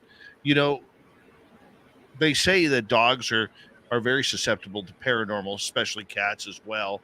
Yeah. You know, and other creatures. Why do you think that there's such a difference for the Hatman? You know, it's really interesting. So if you think about this, one of the things that somebody brought to my attention, which I thought was a good point, was that a dog has the intelligence of a 3 or 4-year-old child. And they're constantly with people. You know, they're pack animals. They want to be with us. And so they are much more susceptible to the same kinds of things we're susceptible to. And one of my theories is that perhaps whatever's going on with this frequency issue, with this psionic suppression issue, maybe it affects dogs because they're closer on the same wavelengths as humans, whereas cats are not. And maybe that's why the cats are reacting differently.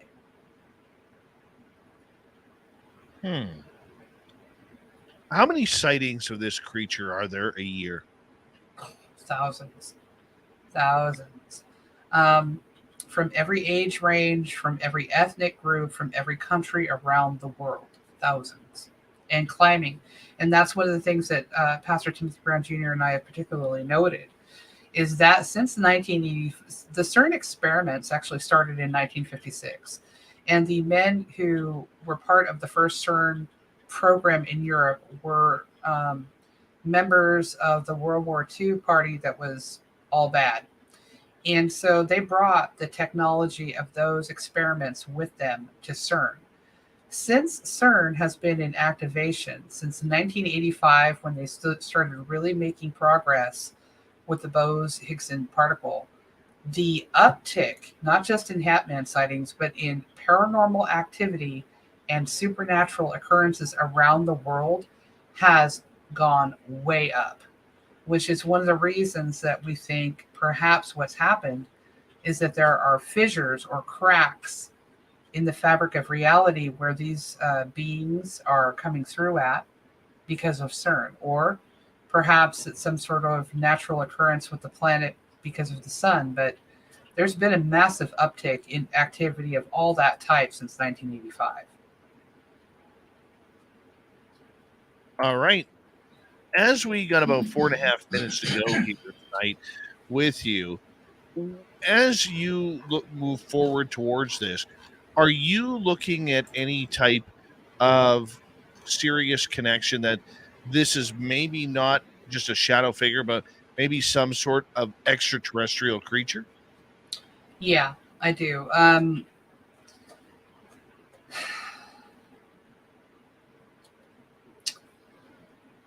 As I said, Tom Conwell, who's a pattern researcher and is known in the UAP community, he's written several books, has looked at some of our information.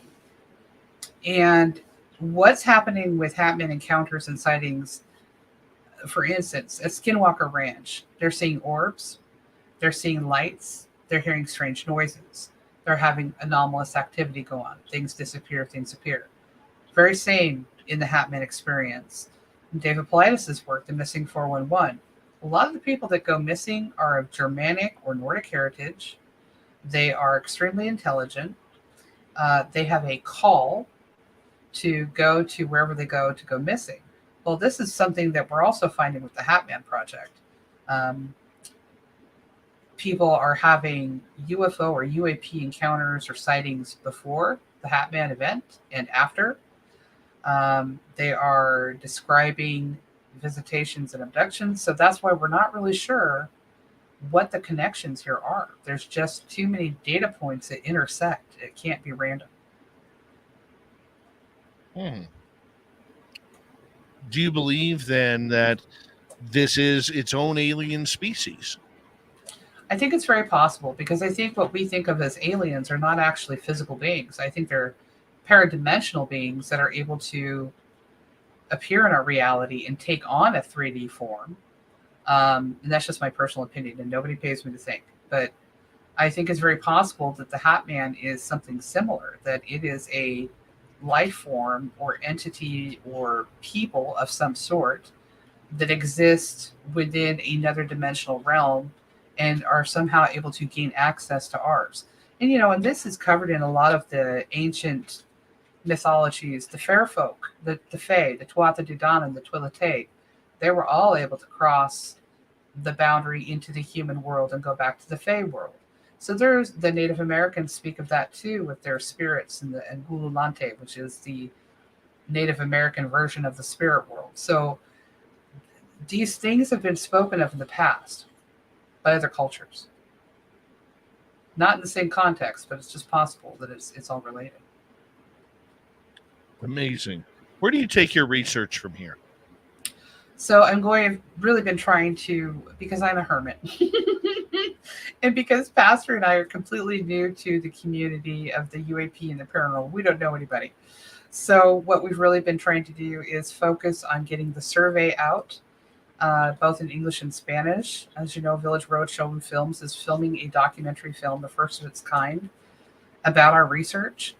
I'm hoping to be able to make some connection with other researchers and investigators and try to pool the intelligence so that we can see if we can all find better answers and more information for people so they can fight back. Because ultimately, that's my goal, is to give people tools to fight back with. If something is coming after your kids, that's a problem. If somebody's coming after not just one generation, but 2 and 3 generations of people in the same family, that's a problem. So if we can understand why this thing operates the way it does, or what its motivations are, maybe we can find out what to do about it. But we can't do that unless we talk to people. So we gather accounts, we study history and science and quantum physics, we put the survey out there, and we just hope to God that people are willing to listen and are willing to help us try to figure out what's going on. 30 seconds. Give us the website to everything. TheHatmanProject.com, where you can read true accounts of other people's Hatman visitations. The Facebook page, The Hatman Project. And you can follow me on TikTok under Blue Moon Sigma 2 or Project Umpra, where I also discuss Rh-negative medical information, paranormal and supernatural connections, as well as the Hatman Project and updates with that. Awesome. Philomena Thomas, thank you so much. Thank you so much. Coming on Spaced Out Radio tonight and teaching us about the Hatman. Let's stay in touch and let's do this again. I would love to do that. And maybe we can get Pastor Tim on here so he can tell his side of the story. He's the star. Thank you so much. Absolutely. Coming up next, Steve Stockton from Among the Missing is going to tell us another creepy story. Then Super Duke from World Bigfoot Radio returns for the Cryptid Report, a busy third hour of Spaced Out Radio coming up right after this.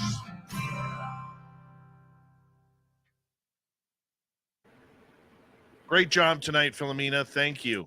Thank you so much for having me again. I really appreciate the help. No problem. We had a lot of fun. I learned a lot. I learned a lot about this. So good. Thank now, where can I direct people to watch the show at? It's on your YouTube, you said? Yeah. Yeah, okay, just go great. to our YouTube. It'll say live. All right. Yeah. I will let you go. Go enjoy the chat room. Don't forget to hit subscribe. And, I will. And we'll see you soon, okay? All right. Thank you so much, folks. Good night. Philomena Thomas. How awesome was that one? I really enjoyed it. I love these new topics. We do something new. I mean, we talked about the Hatman, but we've never really got into it. So Tonight was a first for us. All right. I am going to take a quick break here. Hi, Egyptian Princess. Welcome to the chat room. I'll be right back, guys. We got another hour.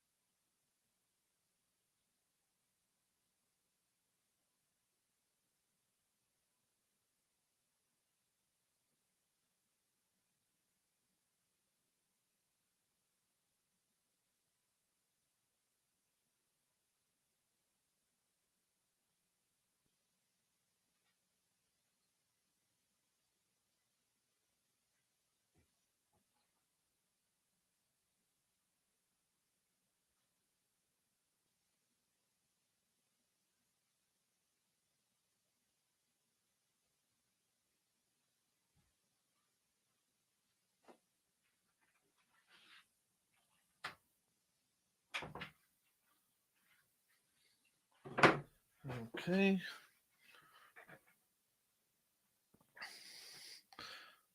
We having fun?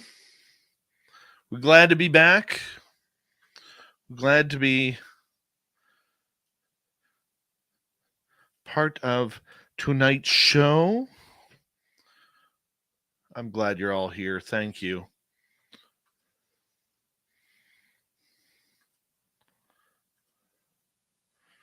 And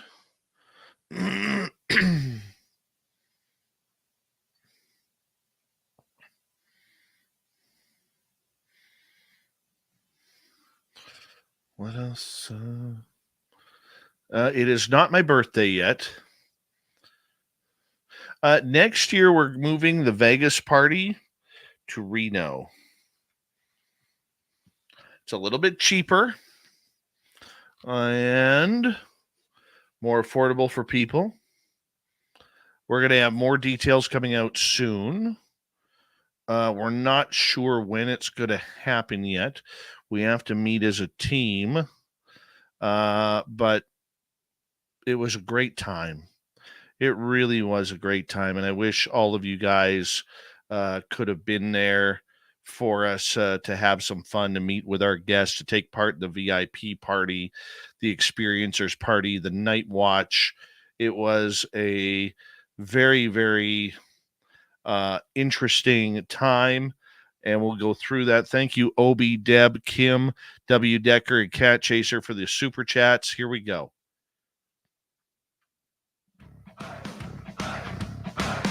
Would you like to connect with us? Head to spacedoutradio.com for all your latest show info.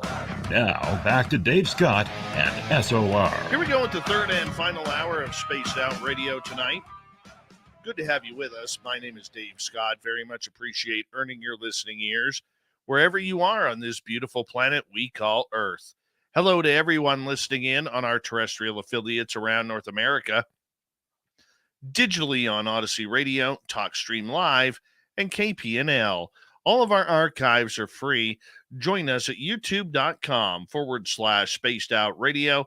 Do old Davey the favor, hit that subscribe button. The Desert Clam has set the password for tonight in the SOR Space Travelers Club. Lamister. Lamister is your password. Use it wisely, Space Travelers, as the Clam sets the password each and every night right here on Spaced Out Radio. Our website is spacedoutradio.com. We have a plethora of features for you. Rock out to Bumblefoot, read the Newswire, check out our swag as well. Follow us on Twitter at Spaced Out Radio, Instagram at Spaced Out Radio Show, and on TikTok at Spaced Out Radio. It is that time of the night where we look forward to kicking off hour number 3 with another spooky story from our good friend Steve Stockton from Among the Missing. Hello, friends.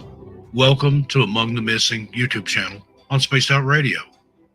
I'm Steve Stockton, and I'm about to take you on an unbelievable journey of people just like you.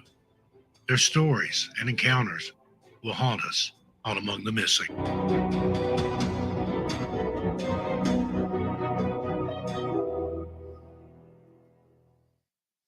Hello, friends. Steve Stockton here with you. Welcome back to another episode of ATM on SOR. Tonight, we're taking a look at the Berkshire UFO incident. The Berkshire UFO incident, also known as the Great Barrington UFO sighting, is one of the most famous UFO sightings in American history. It occurred on the night of September 1st, 1969, in the small town of Sheffield, Massachusetts, located in the Berkshire Mountains. The incident began when a 36-year-old farmer named Tom Reed was driving home from a family gathering with his mother, brother, and 2 friends. As they drove along a deserted road, they saw a bright light in the sky that seemed to be following them. The light grew larger and brighter until it was directly over their car. Suddenly, the car's engine stalled, and they heard a loud, pulsating sound. The next thing they knew, they were sitting in the car on the side of the road, about 300 feet from where they had been. They all had strange, inexplicable injuries and a sense of confusion and disorientation. Tom Reed later reported that he had a triangular burn mark on his neck, while his mother had a similar mark on her wrist. The group returned home and reported the incident to local police. The story quickly made headlines, and soon other witnesses came forward with their own accounts of strange lights in the sky on that very night. The most compelling testimony came from a local radio station employee who claimed to have seen a large metallic craft hovering over the town. The incident gained national attention, and even the United States Air Force got involved. They sent investigators to the scene and conducted a thorough investigation, which included interviews with witnesses and an analysis of the physical evidence. However, their report concluded that there was no evidence to support the existence of a UFO and that the incident was likely due to, quote, natural phenomena, end quote. Despite the Air Force's conclusion, many people remain convinced that the Berkshire UFO incident was a true extraterrestrial encounter. In the years since the incident, numerous books, documentaries, and articles have been written about it, and it's become a staple of UFO lore. One of the most intriguing aspects of the Berkshire UFO incident is the number of witnesses who came forward. While the original group consisted of only about 5 people, more than 40 others reported seeing strange lights in the sky that night. Many of these witnesses were highly respected members of the community, including police officers, firefighters, and government officials. Another interesting aspect of the incident is the physical evidence. The triangular burn marks on Tom Reed's neck and his mother's wrist, they are difficult to explain, and some have suggested that they are indeed evidence of alien abduction. The fact that the car's engine stalled and the group experienced a sense of disorientation is also consistent with other UFO encounters. In conclusion, the Berkshire UFO incident is one of the most intriguing UFO sightings in American history. While the Air Force investigation concluded that there was no evidence to support the existence of a UFO, many people remain convinced that the incident was a true extraterrestrial encounter. The number of witnesses and the physical evidence make the incident difficult to dismiss, and it continues to fascinate UFO researchers and enthusiasts to this day. Well, friends, there you have it. What do you think of the Berkshire UFO incident? I look forward to your comments. All right. Thanks for listening. This has been Among the Missing on Spaced Out Radio. I'm Steve Stockton. I'll see you a little further on down the trail. We love Steve Stockton around here from Among the Missing. If you want to find his channel where he has great stories going on right now, all you got to do is go to Among the Missing on YouTube, youtube.com/Among the Missing, and you can get it right there. Let's go to Super Duke and World Bigfoot Radio. It's time for the Cryptid Report.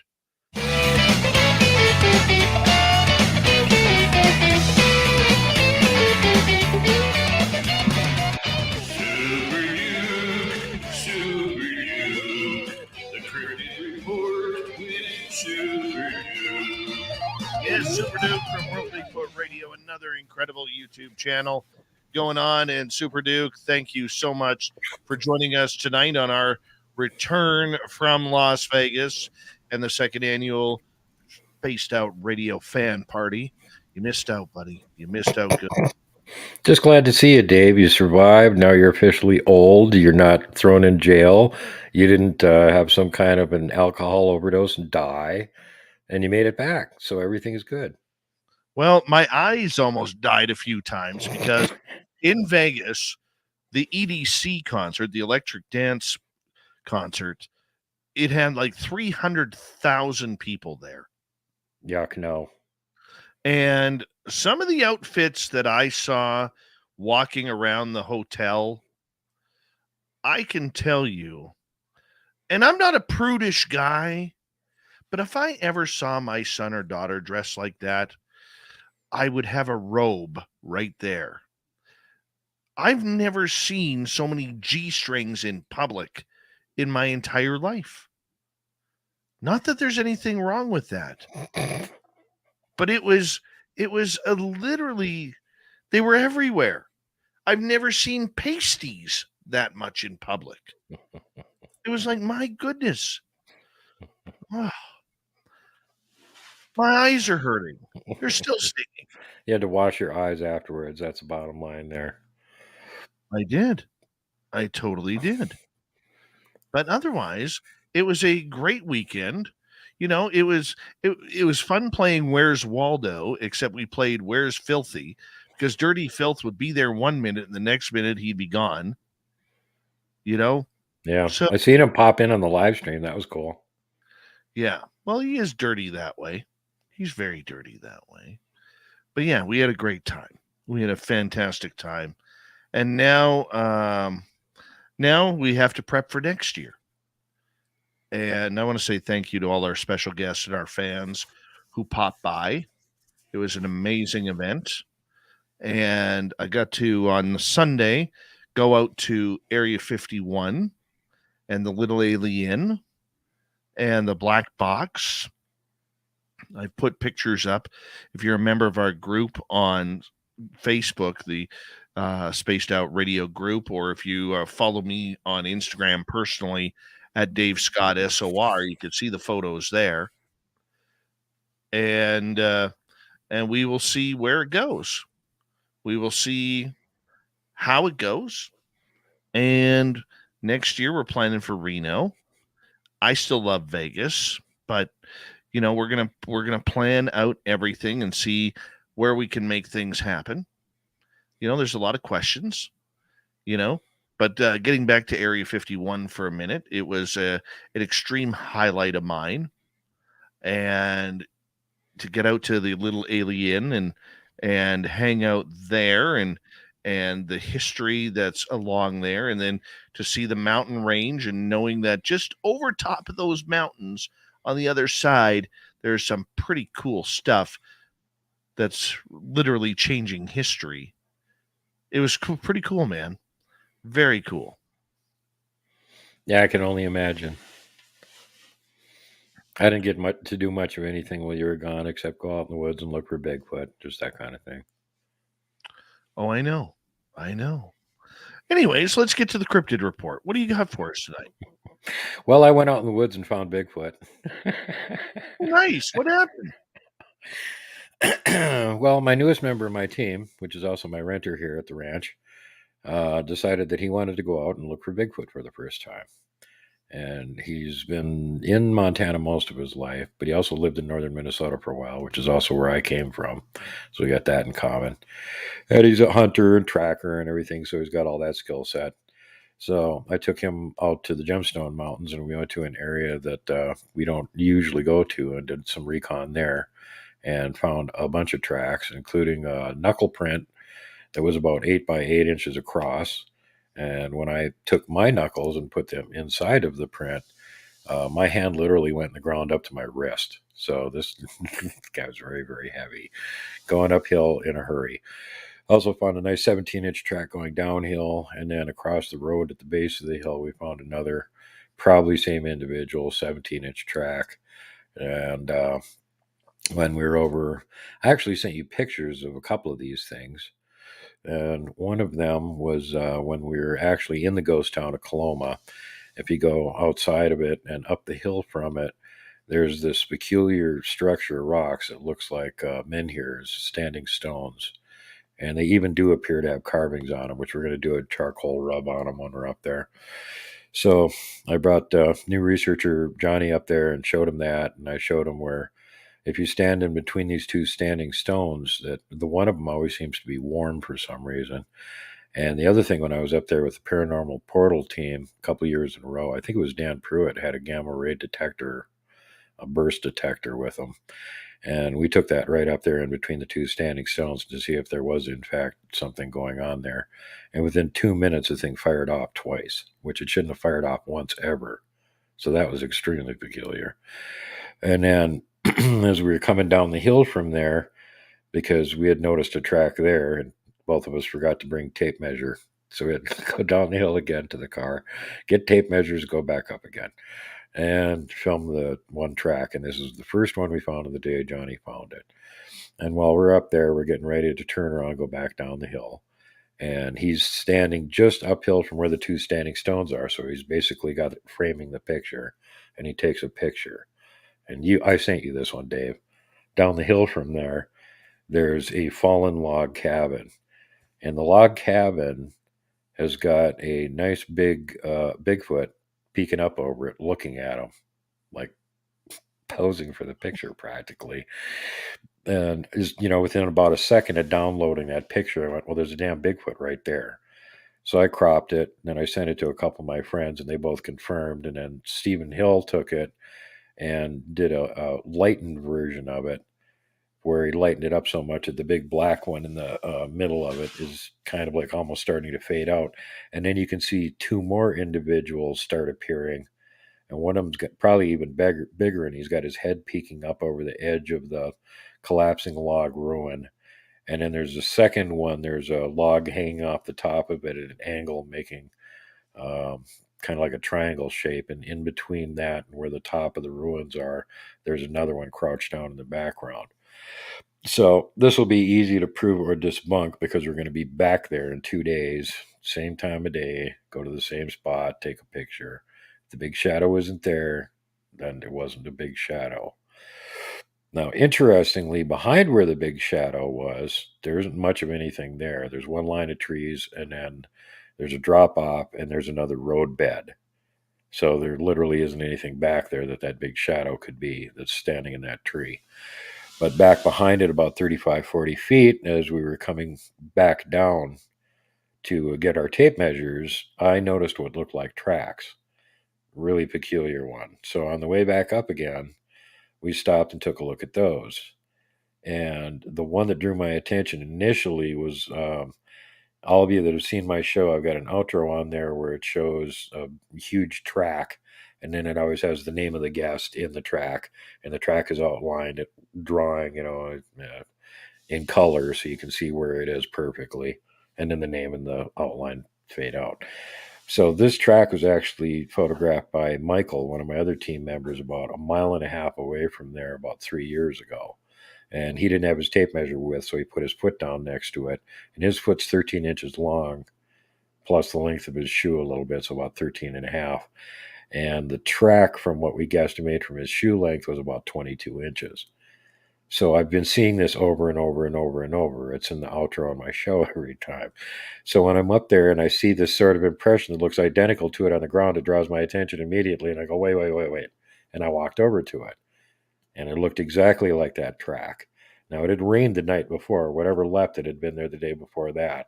So it was kind of washed out and you couldn't see a lot of detail. It was holding water, too. So I dropped my tape measure on it, 22 inches. And it's heading where? Up the hill toward where the two standing stones in the portal is. So now I'm, okay, is there any other tracks came around here? I'm looking around, looking in front, looking behind, not seeing any. Go over to the side. There's an even bigger track there. At first, I wasn't sure what this thing was. I thought it was a tire rut. Somebody with old-fashioned dragster mag tires had come up there and turned around their vehicle and dug a rut with one of the tires. And then I started looking at it more closely and realized that, well, there was no tire track behind or in front of it. So what, did the car levitate out of there? And then the back end of the tire rut wasn't straight across. It was curved like a heel. If this had been where a tire had dug out and thrown gravel, there would have been gravel behind it. No, there was a pit behind it with no gravel. As a matter of fact, the pit was at an angle, and when you look at the wider view of the video we got of it, that almost looks like it's a track too, about the same size. So you've got this thing, there's this impression in the ground, and it looks like there might have been toes, but it's hard to tell. It got washed out the night before.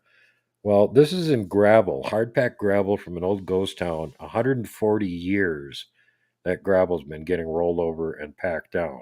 Guess how hard it is. I don't know how much weight it would take to make an impression, 2-3 inches in the ground like that. But it had to be tremendous. So I sent you this, Dave, on MeWe.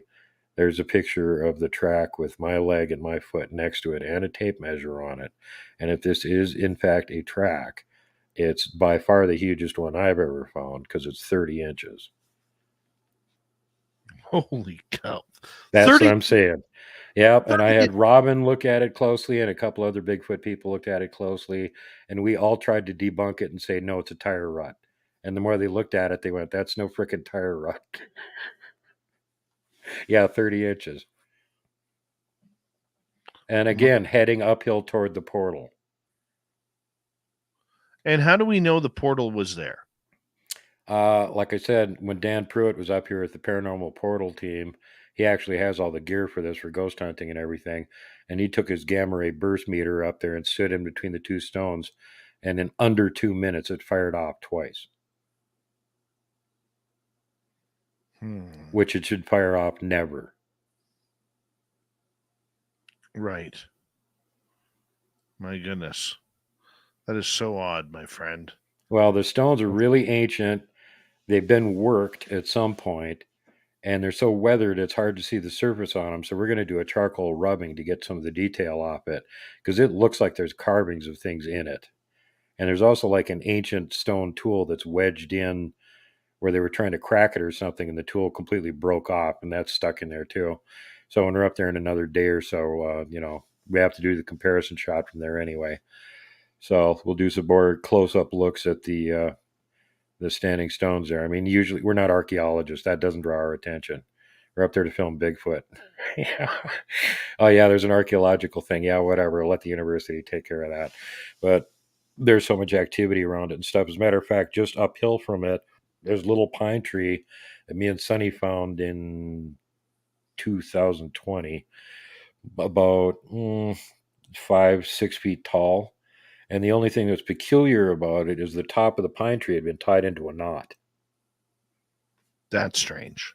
Yeah, and about 5 feet away from there was a huge track next to this boulder that looked just like if a Bigfoot was standing on this boulder and decided to leap down real fast and put too much weight in this spot all of a sudden and made a nice big crater. So there was that too. Yeah, we keep finding tracks up in this area all the time too. So, but due to the nature of this place is definitely haunted. There's been several paranormal teams up there with us. If you guys want to see this, you can go over to the Paranormal Portal YouTube where they've live streamed some of it from there. And then they've got afterwards stuff. And while the host Brent was there with us, they were doing ghost research in the middle of downtown in the afternoon. My team had already left. We had to go over to the Sapphire Mountains. So it was just him and Dan, if I remember right. And they had the ghost box on, and they were getting chatter on it, standing there in the middle of Main Street in the middle of the afternoon.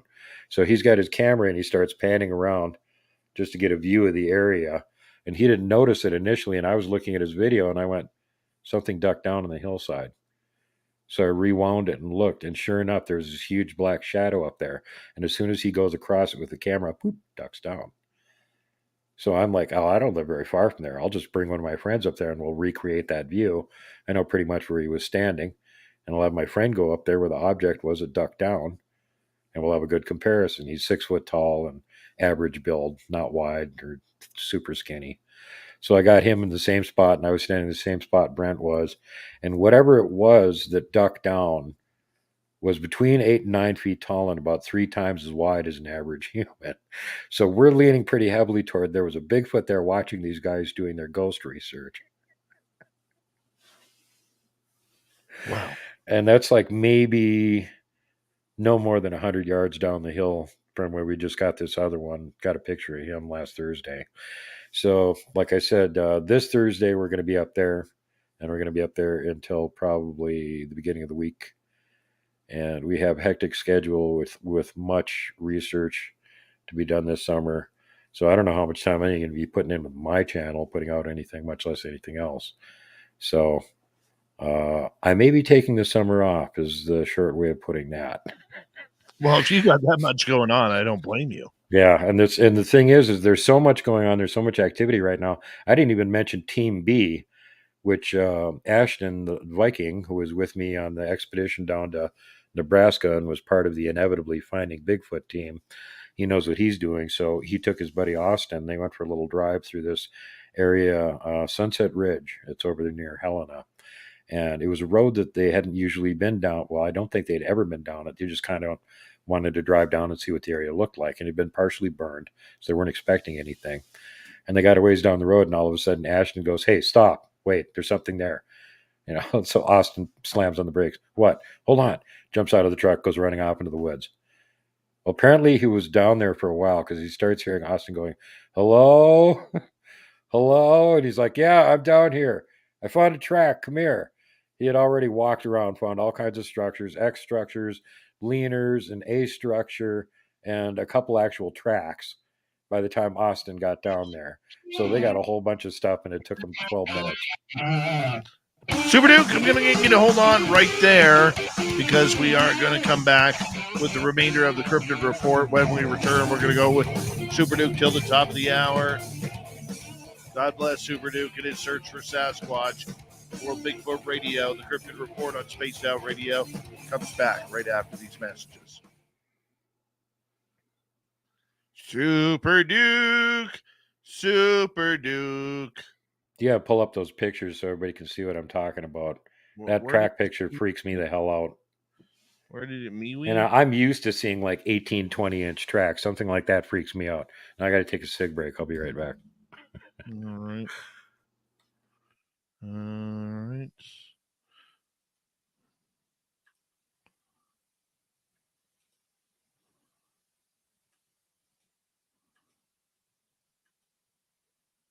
Oh, wrong way.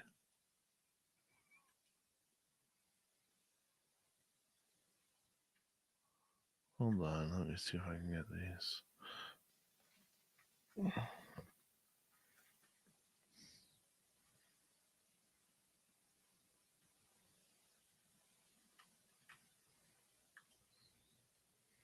How we all doing? We having fun?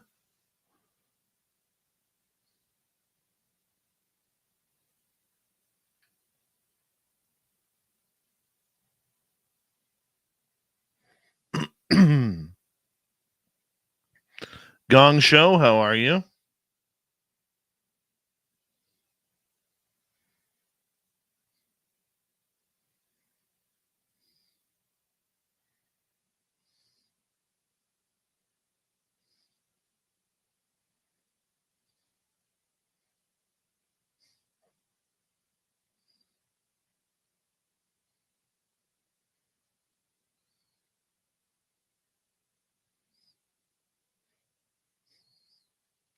Random guy. Oh, nice story. Nice story.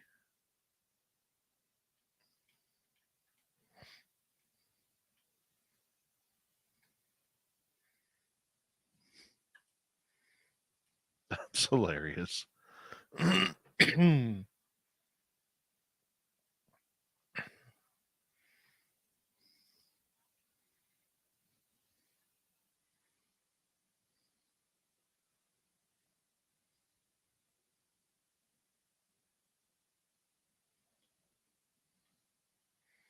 Random Yee. Random Yee.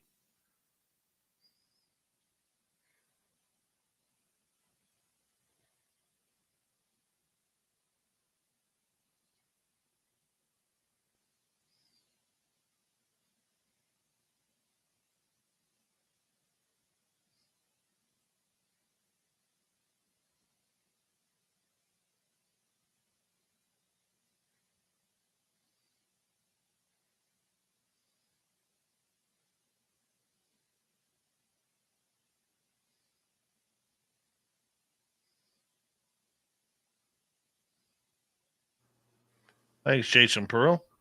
Well, look who it is. It's little Super Dookie. I am thoroughly bummed that we did not have plaster casting material with us when we were up there and we found that knuckle print, because that thing was just scary. You had put almost like 3 of my fists side by side inside of it. And it was deep enough in the ground that when my fist was in the bottom of it, it was all the way up to my wrist deep. Hey. And it wasn't, handprint. He had his knuckles down and like he punched the ground as he was going uphill on all fours.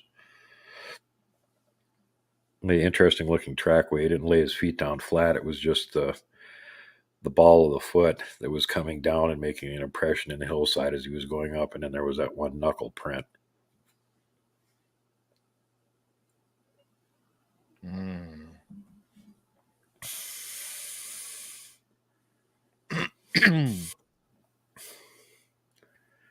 Found a nice 17-inch track in the mud going downhill. We videoed that. All this stuff will be out soon. All the video that Team Viking got over there in Helena, that'll be out soon. Actually, it's out on his channel already, but I'll have it out soon too.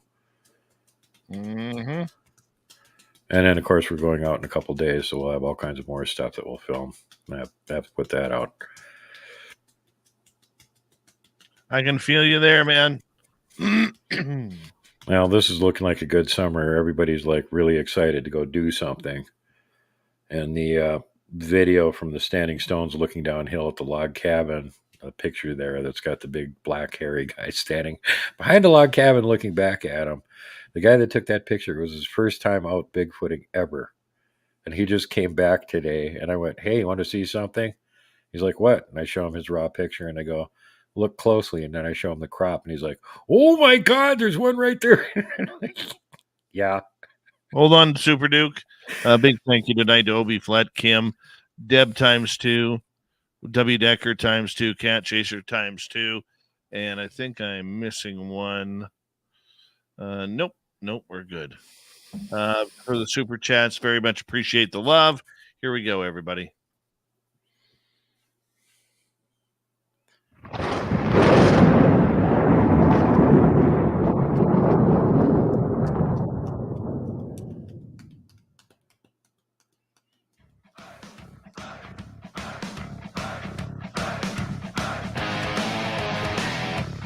Rounded third, we're heading for home tonight on Spaced Out Radio. Good to have you with us. My name is Dave Scott. Very much appreciate earning your listening ears. Reminder to all of you that if you missed portions of this show or others, check out our free archives at youtube.com/Spaced Out Radio. Do old Davey the favor, hit that subscribe button. Our website is spacedoutradio.com. We have a plethora of features for you. Rock out to Bumblefoot, read the Newswire, check out our swag as well. Follow us on Twitter at Spaced Out Radio, Instagram at Spaced Out Radio Show, and on TikTok at Spaced Out Radio. Final time tonight, we got Super Duke for World Bigfoot Radio here with the Cryptid Report as he comes in a couple times each week to break down the monsters among us. Super Duke, always good to have you here, my man. Glad to be here. Glad you had so much fun at your event. Glad you made it back nice and safe. That's always important, the make it back safe part. Absolutely. And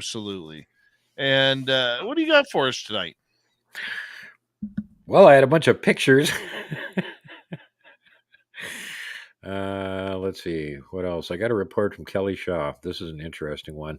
Kelly likes to take down the reports exactly as they're given to him, which is to say that he doesn't rephrase things very much.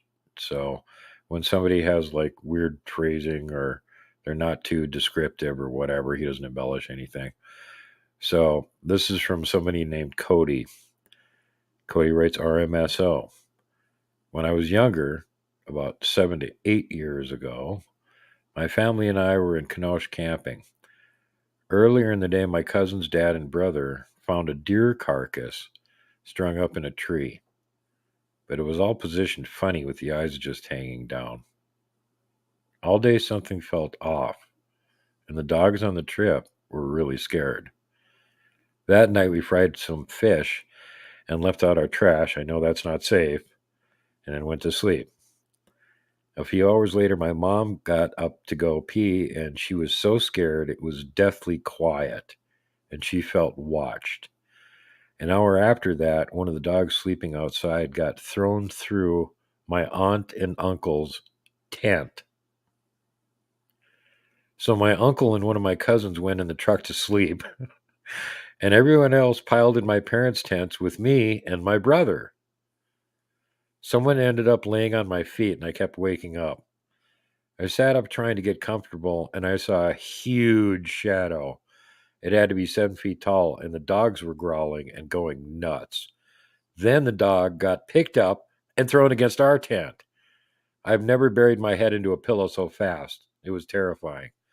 The next day, the garbage bags were still intact, but the grill we had used for the fish was picked clean, and the whole area stunk so bad. We still don't know what it was. Me and my mom swear it was a Bigfoot. Thought I would share this. I've had family and friends over the past few years experience similar things in that area. So, yeah, that doesn't sound like a fun camping trip to me. Nope. Never is when you got that stuff going on. Glad the dog didn't get hurt, but my God, throwing him against the tent. Well, does that sound like a Bigfoot report, or does that sound more like a Dogman event? Yeah, I mean, it's hard to know. They didn't get a clear view at anything. It was just something huge. Well, there's lots of potential something huges, including natural animals even. So it's hard to know what exactly was doing it. The fact that they said it was smelled really bad, well, that's usually indicative of a sighting of a Bigfoot or something, because they can definitely stink up an area if they want to. But yeah, I mean, no clear sighting, no way to ID for sure with the perpetrator. Of course, if it was a dog man, it might have just killed the dogs too. I could see a Bigfoot just hurling the dogs out of the way and not wanting to kill them. So that kind of does make sense. But I mean, geez, whipping them at the tent. He was trying to give them the hint to leave, and they weren't taking the hint very well. That's terrible. Just terrible. Well, at least the dogs didn't get killed. There's lots of examples where they do actually get killed because they just irritate the Sasquatch too much, and they run out of the very little patience that they have to start with for things like that. And then that's the end of the dog. Then we have reason to believe that they actually hunt and eat coyotes anyway. So dog might be on the menu if they get, angry enough. I thought that I had heard stories around Louisiana and that entire southern bayou. The dog was almost on the menu for Sasquatch. Well, it certainly could be. I mean, I've talked to the Bigfoot Outlaws and those guys down there, and they've actually heard them trying to call in coyotes before. And I was just going like, well, maybe. Well, then same place where I just sent you the pictures from, Coloma. We were up there in 2016, me and researcher X. The second night we were there, we could hear a pack of coyotes making a racket. And then we heard this other lone coyote a little bit closer to us in a different direction calling back to them. And of course, they're challenging each other. There's only one coyote that sounds mysteriously kind of not too much like a coyote on the one side, and then there's a whole pack of coyotes on the other side. And basically, what the coyotes are doing is going like, "Yeah, we'll kick your butt. Come over here and we'll show you." And the other coyotes are like, "No way, man. This is our turf. Come over here. We'll kick your butt. We'll show you who's tough." And this is coyote behavior. But the one lone coyote that sounded mysteriously un-coyote-like kept trying to call them to come over and kick his butt, and they weren't falling for it. So then they were calling for a while, and there wasn't any callback coming. And then all of a sudden you heard one of them call, and there was this yip. And that was the end of all the coyote calls that night. Oh, wow. So he had figured out where they were, and they weren't going to fall for it and come over and see him. So he just shut up and ran over to where they were and grabbed one of them before they could all get away. Oh, goodness. Yeah, they can move really, really fast, like 45, 50 miles an hour fast.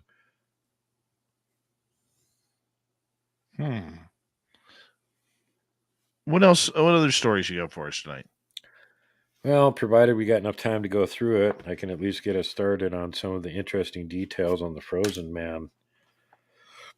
Of course, there's the Patterson-Gimlin film, and that's one thing, but a body's quite another. The year 1967 also brought to light what appears to be a specimen of a kind of Bigfoot. It began with a mysterious millionaire who was debating what to do with the frozen hairy hominid that had fallen into his hands. The owner of the Minnesota Iceman, as it would soon be called, wanted to display this frozen Bigfoot-like beast to see what people's reaction to the missing link would be. As the story would develop, the true owner did not wish to be the one to undercut the truth of biblical creation. How could this be accomplished without scientists getting the specimen? A plan was hatched. The body would be shown around Middle America from one rural town's stock shows to the next, off the beaten track and out of the limelight. No one would notice, and the mystery owner could gauge public reaction. But then a series of events began to unravel the plot. During the autumn of 1967, college zoology major Terry Cullen spotted an extraordinary exhibit in Milwaukee. A fresh, apparently authentic corpse of a hairy, man-like animal. For a mere 25 cents, people could see the, quote, man left over from the Ice Age, unquote, that exhibitor Frank Hansen kept frozen in a block of ice inside a refrigerated glass coffin. After trying unsuccessfully during 1967 and 68 to interest mainstream academic anthropologists, Cullen alerted Ivan T. Sanderson, a naturalist and author of the successful book Abominable Snowman, which I read you passages out of before. Sanderson's house guest in New Jersey at the time was none other than Belgian cryptozoologist Bernard Hubelmans, author of On the Track of Unknown Animals. What everyone wanted to know was, why hadn't anyone noticed this thing before? After all, the body had been on public exhibit for almost 2 years in Minnesota, Illinois, Wisconsin, Texas, Oklahoma, and other states. Okay, remember that time frame now. This was 67 to 68. They alerted Ivan T. Sanderson. It had already been on display for 2 years. That means it had been running around since 1965 in its little ice box. Why hadn't anyone spotted it before Colin? Sanderson's answered such questions this way. Just how many people with proper training in any of the biological sciences, including medical practitioners and students, go to such sideshows? If any do, how many are trained physical anthropologists or primatologists? How many have ever heard of hominids? The answer is practically nobody who attended the exhibit. After hearing from Cullen on December 12, 1968, however, Sanderson invited Hubelmans and the two immediately traveled to see firsthand what Hansen was showing at fairs and shopping centers across the American Midwest.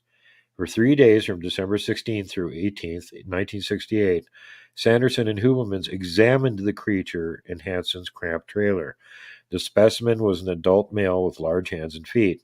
Its skin was covered with dark brown hair 3 to 4 inches long. The creature had apparently been shot through one eye, which dangled on its face, but it also had a gaping wound and open fracture on its left arm. Smelling putrefaction where some of the flesh had been exposed from the melting ice, the two concluded that the creature was likely authentic. They could hardly believe what they saw. Hubelmans described it this way in his Bulletin of the Royal Institute of Natural Sciences of Belgium. The specimen at first looks like a man, or if you prefer, an adult human being of the male sex, of rather normal height, about 6 feet, and proportions, but excessively hairy. It is entirely covered with very dark brown hair, 3 to 4 inches long. Its skin appears wax-like, similar in color to the cadavers of a white man not tanned by the sun. The specimen is lying on its back. The left arm is twisted behind the head with the palm of the hand upward. The arm makes a strange curve, as if were that of a sawdust doll, but this curvature is due to the open fracture midway between the wrist and elbow, where one can distinguish the broken ulna and a gaping wound. The right arm is twisted and held tightly against the flank, with the hand spread palm down over the right side of the abdomen. Between the right finger of the medius, the penis is visible lying obliquely on the groin. Testicles are vaguely distinguishable at the juncture of the thighs. Sanderson and Hubelmans nicknamed the creature Bozo. Later, Sanderson would write about it in the May 1969 issue of Argosy. Bozo's face is the most startling feature, both to anthropologists and anyone else, and for several reasons. Unfortunately, both eyeballs have been blown out of their sockets. One appears to be missing, but the other seems, to some at least, to be just visible under the ice. This gives Bozo a gruesome appearance, which is enhanced by a considerable amount of blood diffused from the sockets through the ice. The most arresting feature of the face is the nose. This is large, but only fairly wide, and is distinctly pugged, rather like that of a Pekingese dog, but not like that of a gorilla, which actually doesn't have a nose per se. The nostrils are large, circular, and point straight forward, which is very odd. The mouth is only fairly wide, and there is no eversion of the lips. In fact, the average person would say he had no lips at all, and that does come up in Bigfoot reports. His muzzle is no more bulging, prominent, or pushed forward than is our own, not at all prognathous like that of a chimp. One side of the mouth is slightly agape, and 2 small teeth can be seen. These should be the right upper canine and first premolar. Excuse me. The canine or eye tooth is very small and in no way exaggerated into a tusk or similar to that of a gorilla or a chimp. But to me, at least, the most interesting features of all are some folds and wrinkle lines around the mouth just below the cheeks. These are absolutely human and are like those seen in a heavy-jowled, older white man. Although Hansen wanted the discovery kept quiet, both Hubelmans and Sanderson wrote scientific papers on the creature within the year. Hubelmans named it Homo pongides. Sanderson, who was a well-known nature personality on TV, mentioned the Iceman on The Tonight Show with Johnny Carson during Christmas week of '68. Bozo was out of the bag. So the body then disappeared under mysterious circumstances. U.S. Customs became involved when Frank Hansen exhibited the carcass in Canada. During one of these border crossings, Hansen said he had replaced the original with a model made in Hollywood, and Customs let him go back to Minnesota. Had Hansen made up the story of the model to get through Customs? Was he still showing the real thing? Or did the switch take place when the FBI came around Hansen's place in the following days? We will never know. Anthropologist John Napier, then of the Smithsonian, he interested the president, S. Dillon Ripley, trying to relocate the original carcass for official study. But of course, the Smithsonian, when the institution got involved, Hansen explained that the creature was owned by a millionaire and declined to have it examined further, which, if you would have let them examine it, they would have conveniently lost it anyway, so good move. Later, sometime after February 1969, Ripley wrote to J. Edgar Hoover asking him to get involved. Hoover was not helpful or interested. And wow, the same tradition as today. He said that there was no violation of federal law and the FBI would not officially pursue the matter. In any case, at some point, the model replaced the original with various Hollywood makeup artists claiming to have created the Iceman. How do we know that a model replaced the original body? Thanks to photographs of the traveling exhibit that Mark A. Hall and also the author took. Sanderson and Hubelmans would later be able to enumerate at least 15 technical differences between the original they had examined and the replacement in the photograph. They held these in secret in order to differentiate a model from the real thing. I saw the exhibit at the Illinois State Fair in '69. I wondered at the time whether this was the real thing or the copy. I photographed it extensively and sent copies of these photos to Ivan T. Sanderson and to Mark Hall. From these photos, Sanderson told me I had seen a copy. Mark in Minnesota had a similar experience in 1969, photographing Hansen's exhibit as it traveled around the upper Midwest and exchanging these photos with me and Sanderson. Hall would later go on to be director of Sanderson's Society for the Investigation of the Unexplained and become the main chronicler of the Minnesota Iceman mystery. Now, he does not mention it, but at the point where Hansen gets held up at customs leaving Canada and coming into the U.S., they had to actually contact the then senator of the state of Minnesota, who somehow convinced them that they should let him go through. And that doesn't get mentioned in this story. That amazes me. Yeah, so did he have the actual body with him at that point? Because the rumor was that they were going to try and hold him for murder because it looked like he had a person's body. And he had to actually get in touch with the senator that he knew, who then talked to them and said, let him go through customs.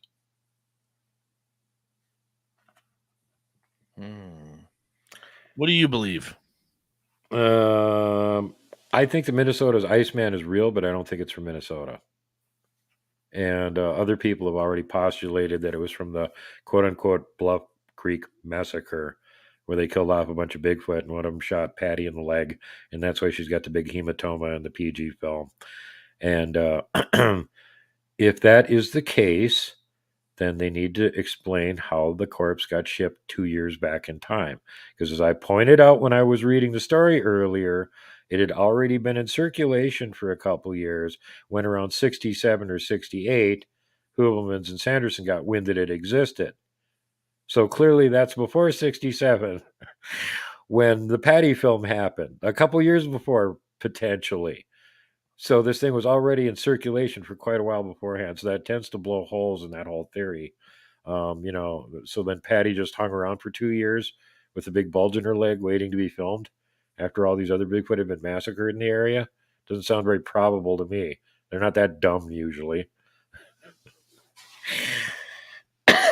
So where do I think that well, there's various theories about this. And Mr. Hansen himself claims that he actually shot the specimen in the Whiteface in Minnesota, which I'm from northern Minnesota. I know exactly what that area is like. It's a vast bog. It's absolutely impenetrable.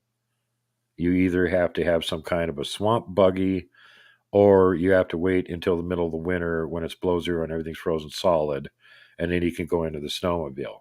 Other than that, you can't get in there.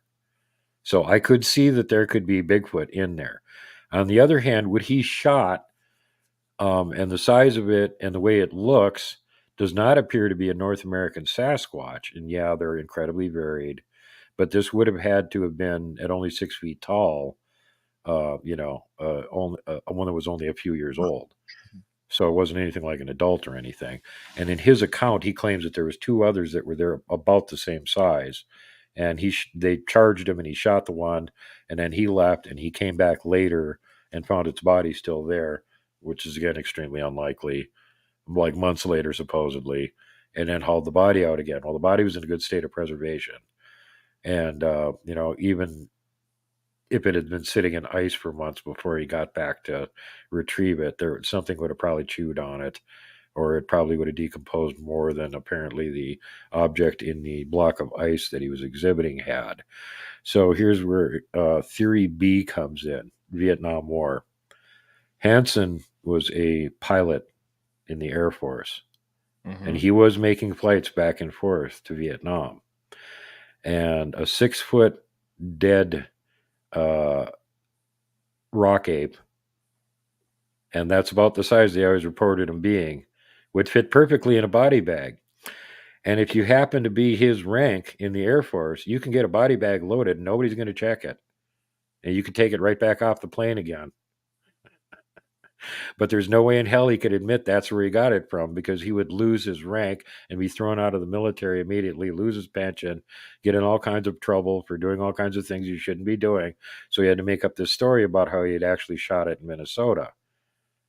But it seems more likely that this was actually a dead rock ape from Vietnam that he had managed to sneak out of the country just by throwing it in a body bag, because he was a commissioned officer and he could get away with that kind of hokey po.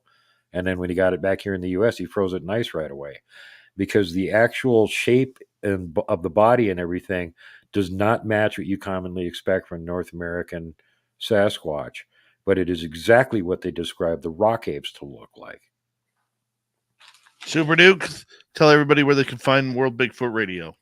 You can find me on all the better and lesser platforms, including YouTube, Rumble, BitChute, Odyssey, and Bright Eon, and find my support groups on Facebook, Montana Bigfoot Project, and World Bigfoot Radio, and World Bigfoot Central on MeWe, the censorship-free platform. Come find me. We love you, Duke. We'll talk to you in a couple nights' time, and very much appreciate the Cryptid Report once again by Super Duke. From World Bigfoot Radio, the man so strong, he has his own theme song around here.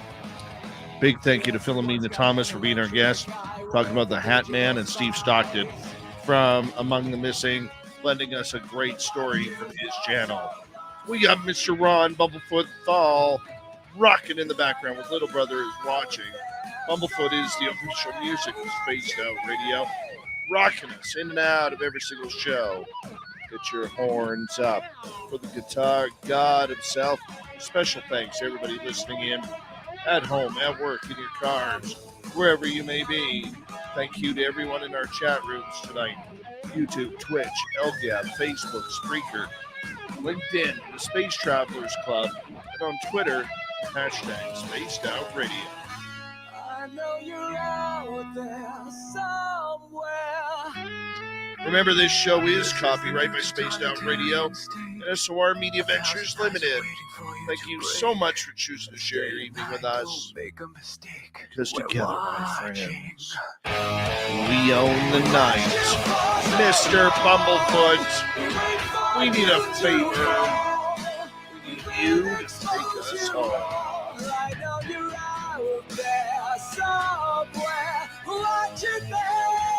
Yes, the Woo train has docked for the night. But soon, my friends, we shall ride again. Your seats are always available. Your tickets never expire. And if you want to bring a friend, we got room for them too. Good night.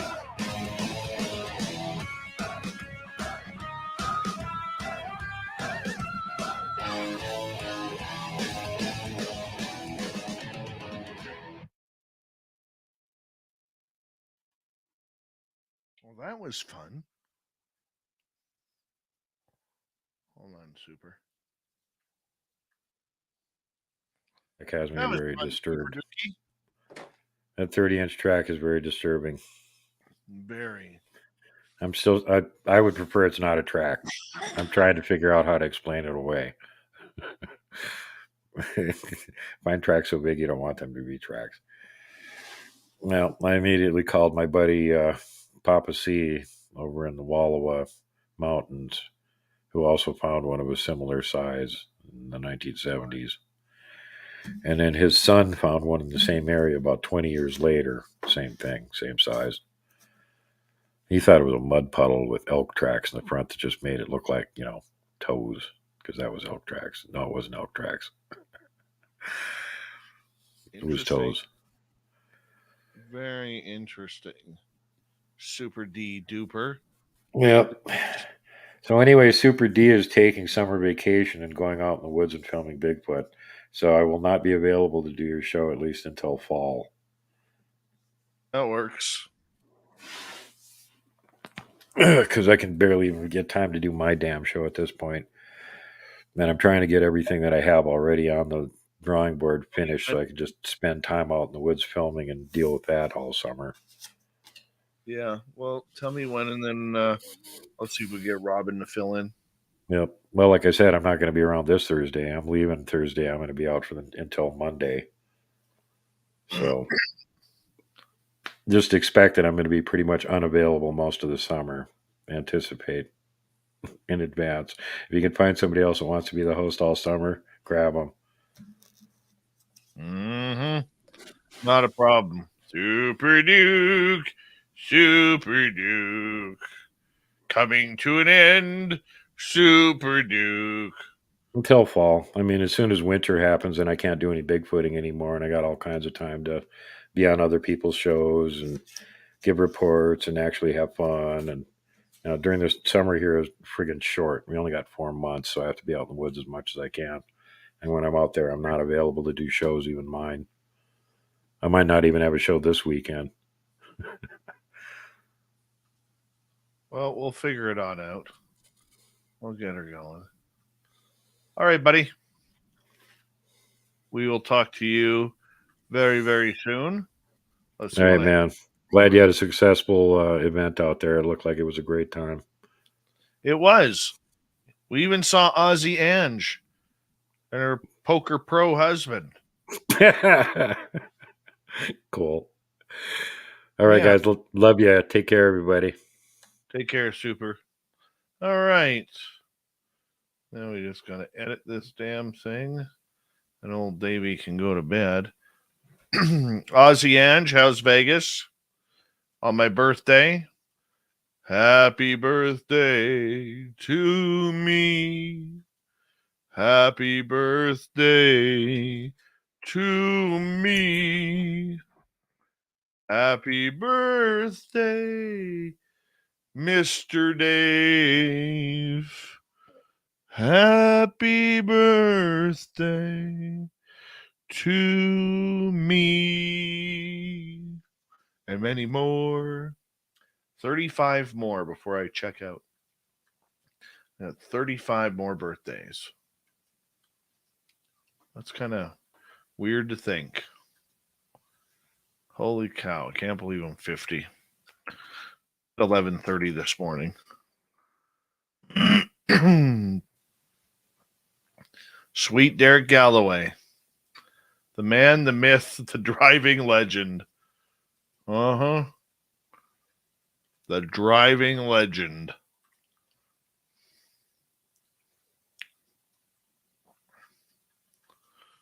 All right. Thank you, Deb. Grant Cameron tomorrow night. I figure that I have the ability to give myself my own birthday present. Oh, by the way, Ozzy Ange, I love the t-shirt. I saw there was a tank top in there, which I absolutely love. But we have one little issue with the hoodie.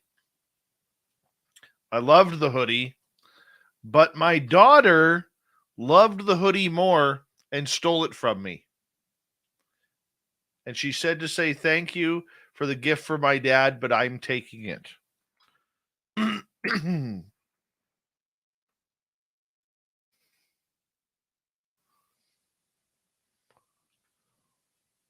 Davy Pooh has serious Vegas jet lag.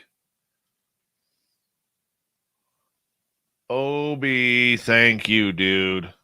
You didn't have to do that. Thank you, my man. Oh, that's just way too nice. Dude, it was just nice enough to see you get engaged at the fan party.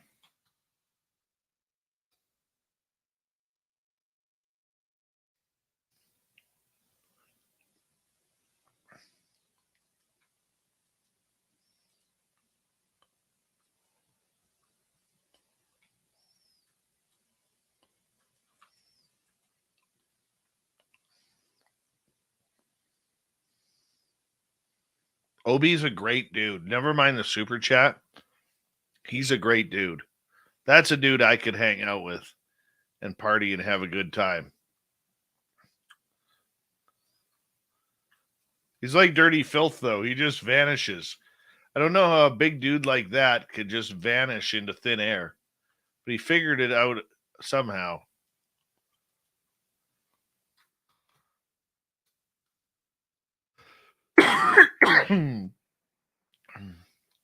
Oh, dude, I'm just lagged out.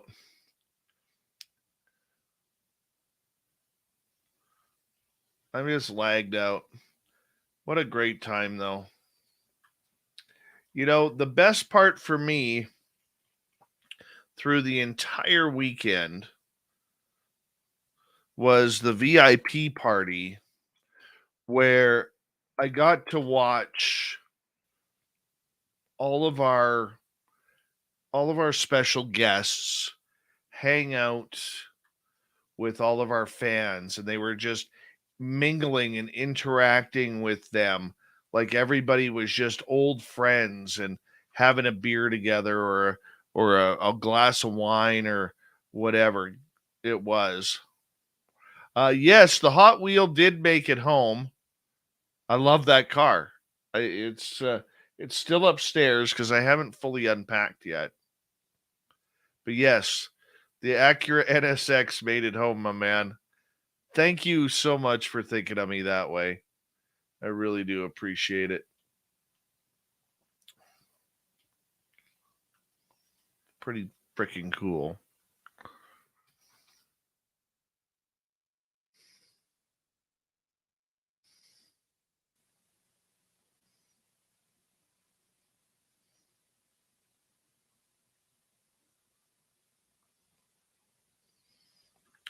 But just watching the special guests come out and just hang with everybody. You know, I had so many people coming up like, man, I can't believe I got to talk to Science Bob or Jim Goodall. No, Michael Schratt didn't make it this time. Or I got to talk to Geraldine Orozco or Melinda Leslie or John Ramirez or whoever, random guy. I mean, people were just so thrilled. Or you know that here these people that you only see on the air are having personal conversations with it all. And I just thought uh to me that was what it was all about. And you know, like I was talking to Merle about it and Tim about it, and we were just kind of saying like, wow, you know, like one of the coolest things, man, was when Merle showed up at the bar, everybody started chanting Merle as loud as they could in the casino. And I just thought it was awesome that everybody was Merling the night away. And he thought it was just the cat's ass too. I mean, hey Christian, how you doing?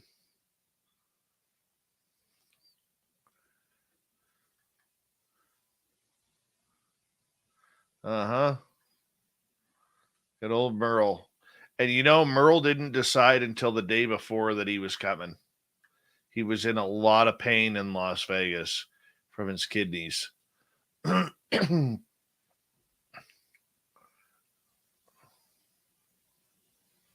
But he stepped it up, he manned up, got the job done, and did what he had to do. And I talked to him yesterday and today a little bit, but he was very, very thankful for the love from the SOR audience. That's for sure. Just want to hear Without scientists getting the specimen. what else. What other story? Saying, lending us a great story from his channel. We got Mr. Ron. Oh, my voice is rough tonight.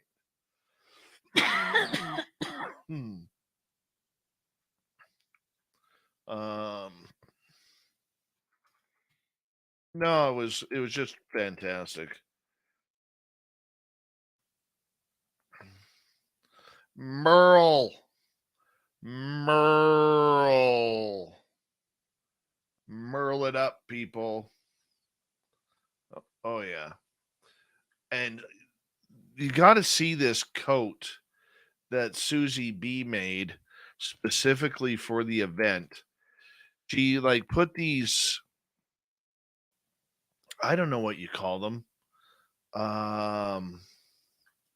These beads, these shiny beads, and it said SOR, then a Bigfoot, then Partay on the bottom. And it was so cool.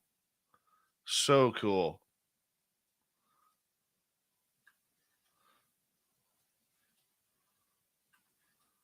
And every time Tim walked around, everybody was like, "Little Timmy Senor, the Timbit.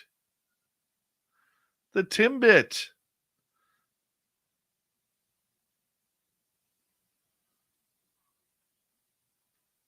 Oh, rhinestones. That's the word I was looking for. It was amazing. It was just amazing. Let's see if I got a picture of that jacket. I know I took one. Where are we here?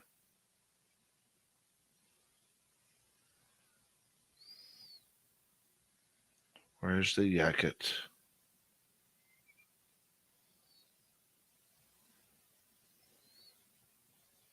There it is.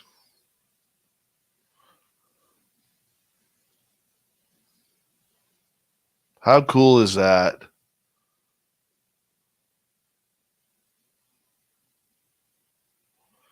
I'll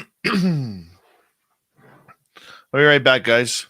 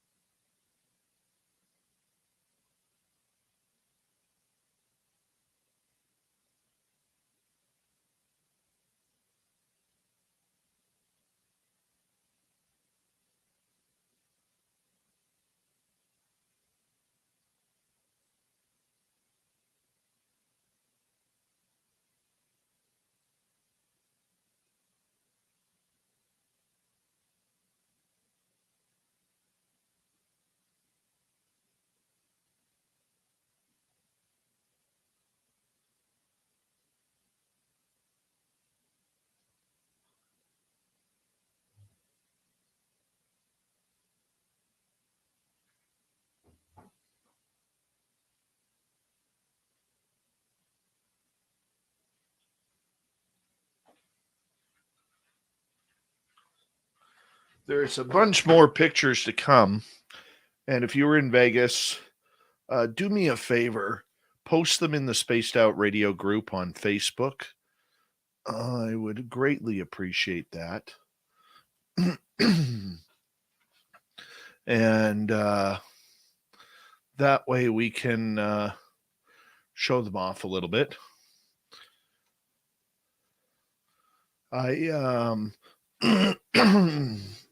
One special thing that we did was we had in the magnets, we had a special blue one. And I had every special guest autograph a pair of Spaced Out Radio runners or sneakers.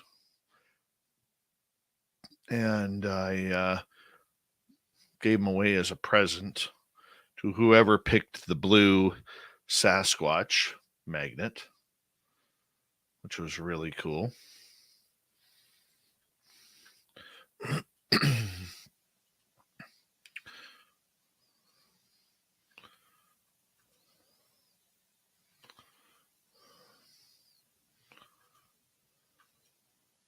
going to go blurry here for a minute. Well, for a couple minutes. Transferring files over.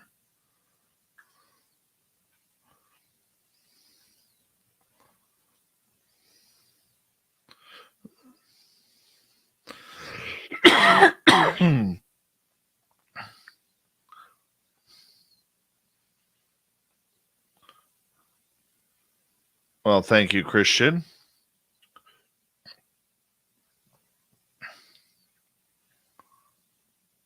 I know you did, Dirty.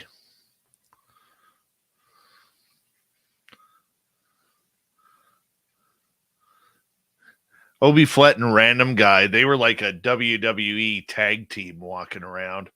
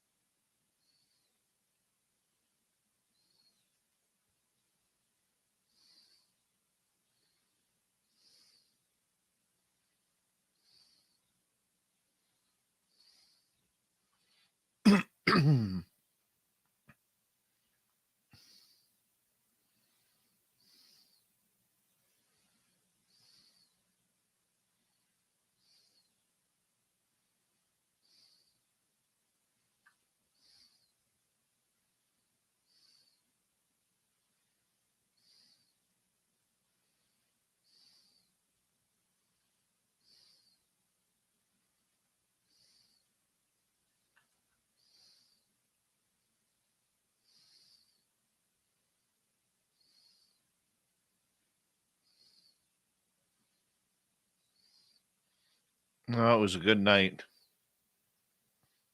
There's a beautiful picture of a Random Guy picking up Filthy and carrying him around.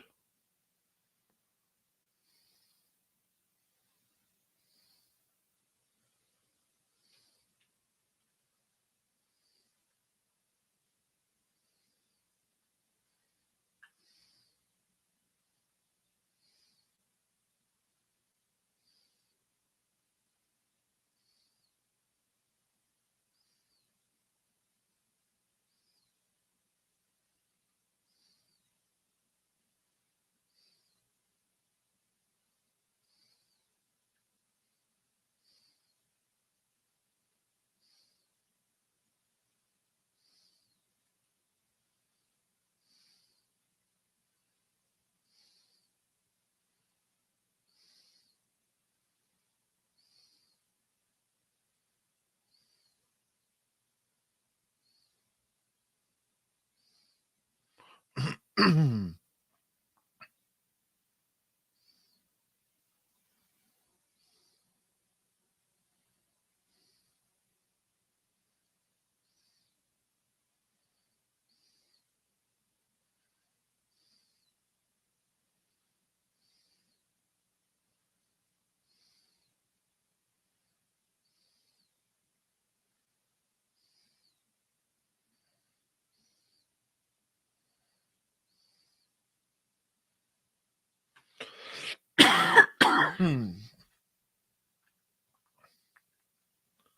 right.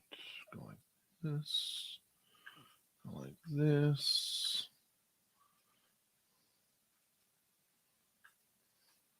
And so we are here. Out.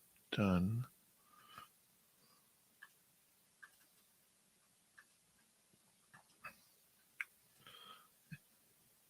It was so cold today up here, I actually had to turn my heater on in my vehicle. I'm like, what the hell is this all about?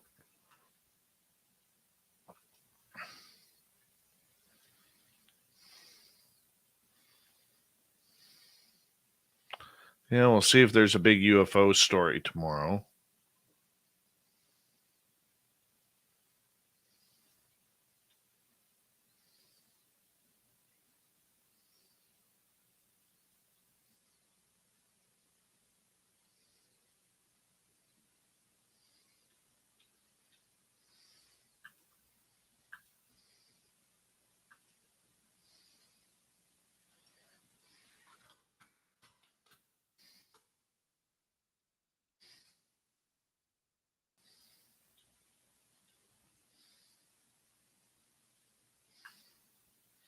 We'll see what it is.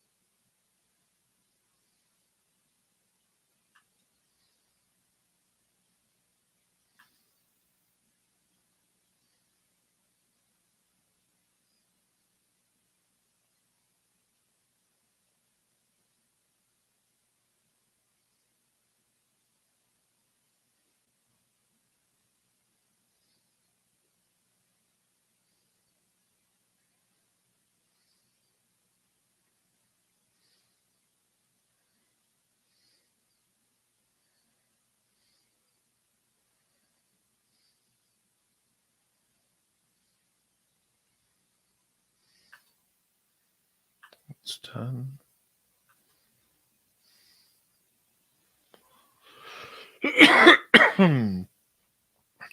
Tomorrow night for my birthday show, Grant Cameron will be here to hang on out with us. Yeah, we're going to have a lot of fun with Grant tomorrow night. That's for sure. And yeah, we're going to do it up good. We're going to do it up very good.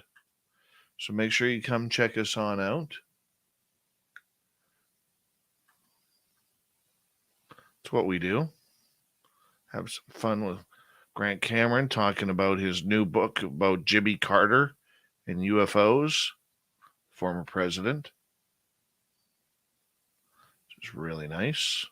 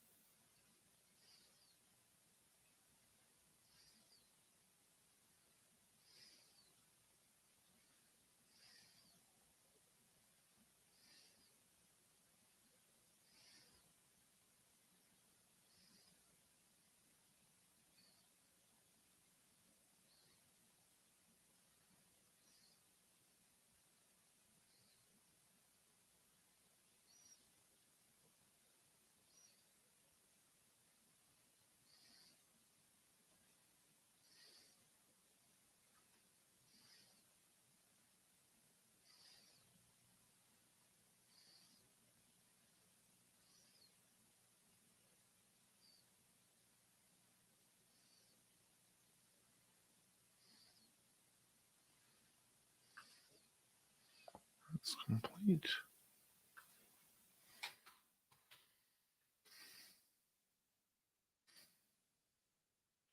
All right. We will see you all tomorrow. Oh, my. You might get in trouble, random guy. See you all tomorrow, everybody. I'm going to bed. Good night.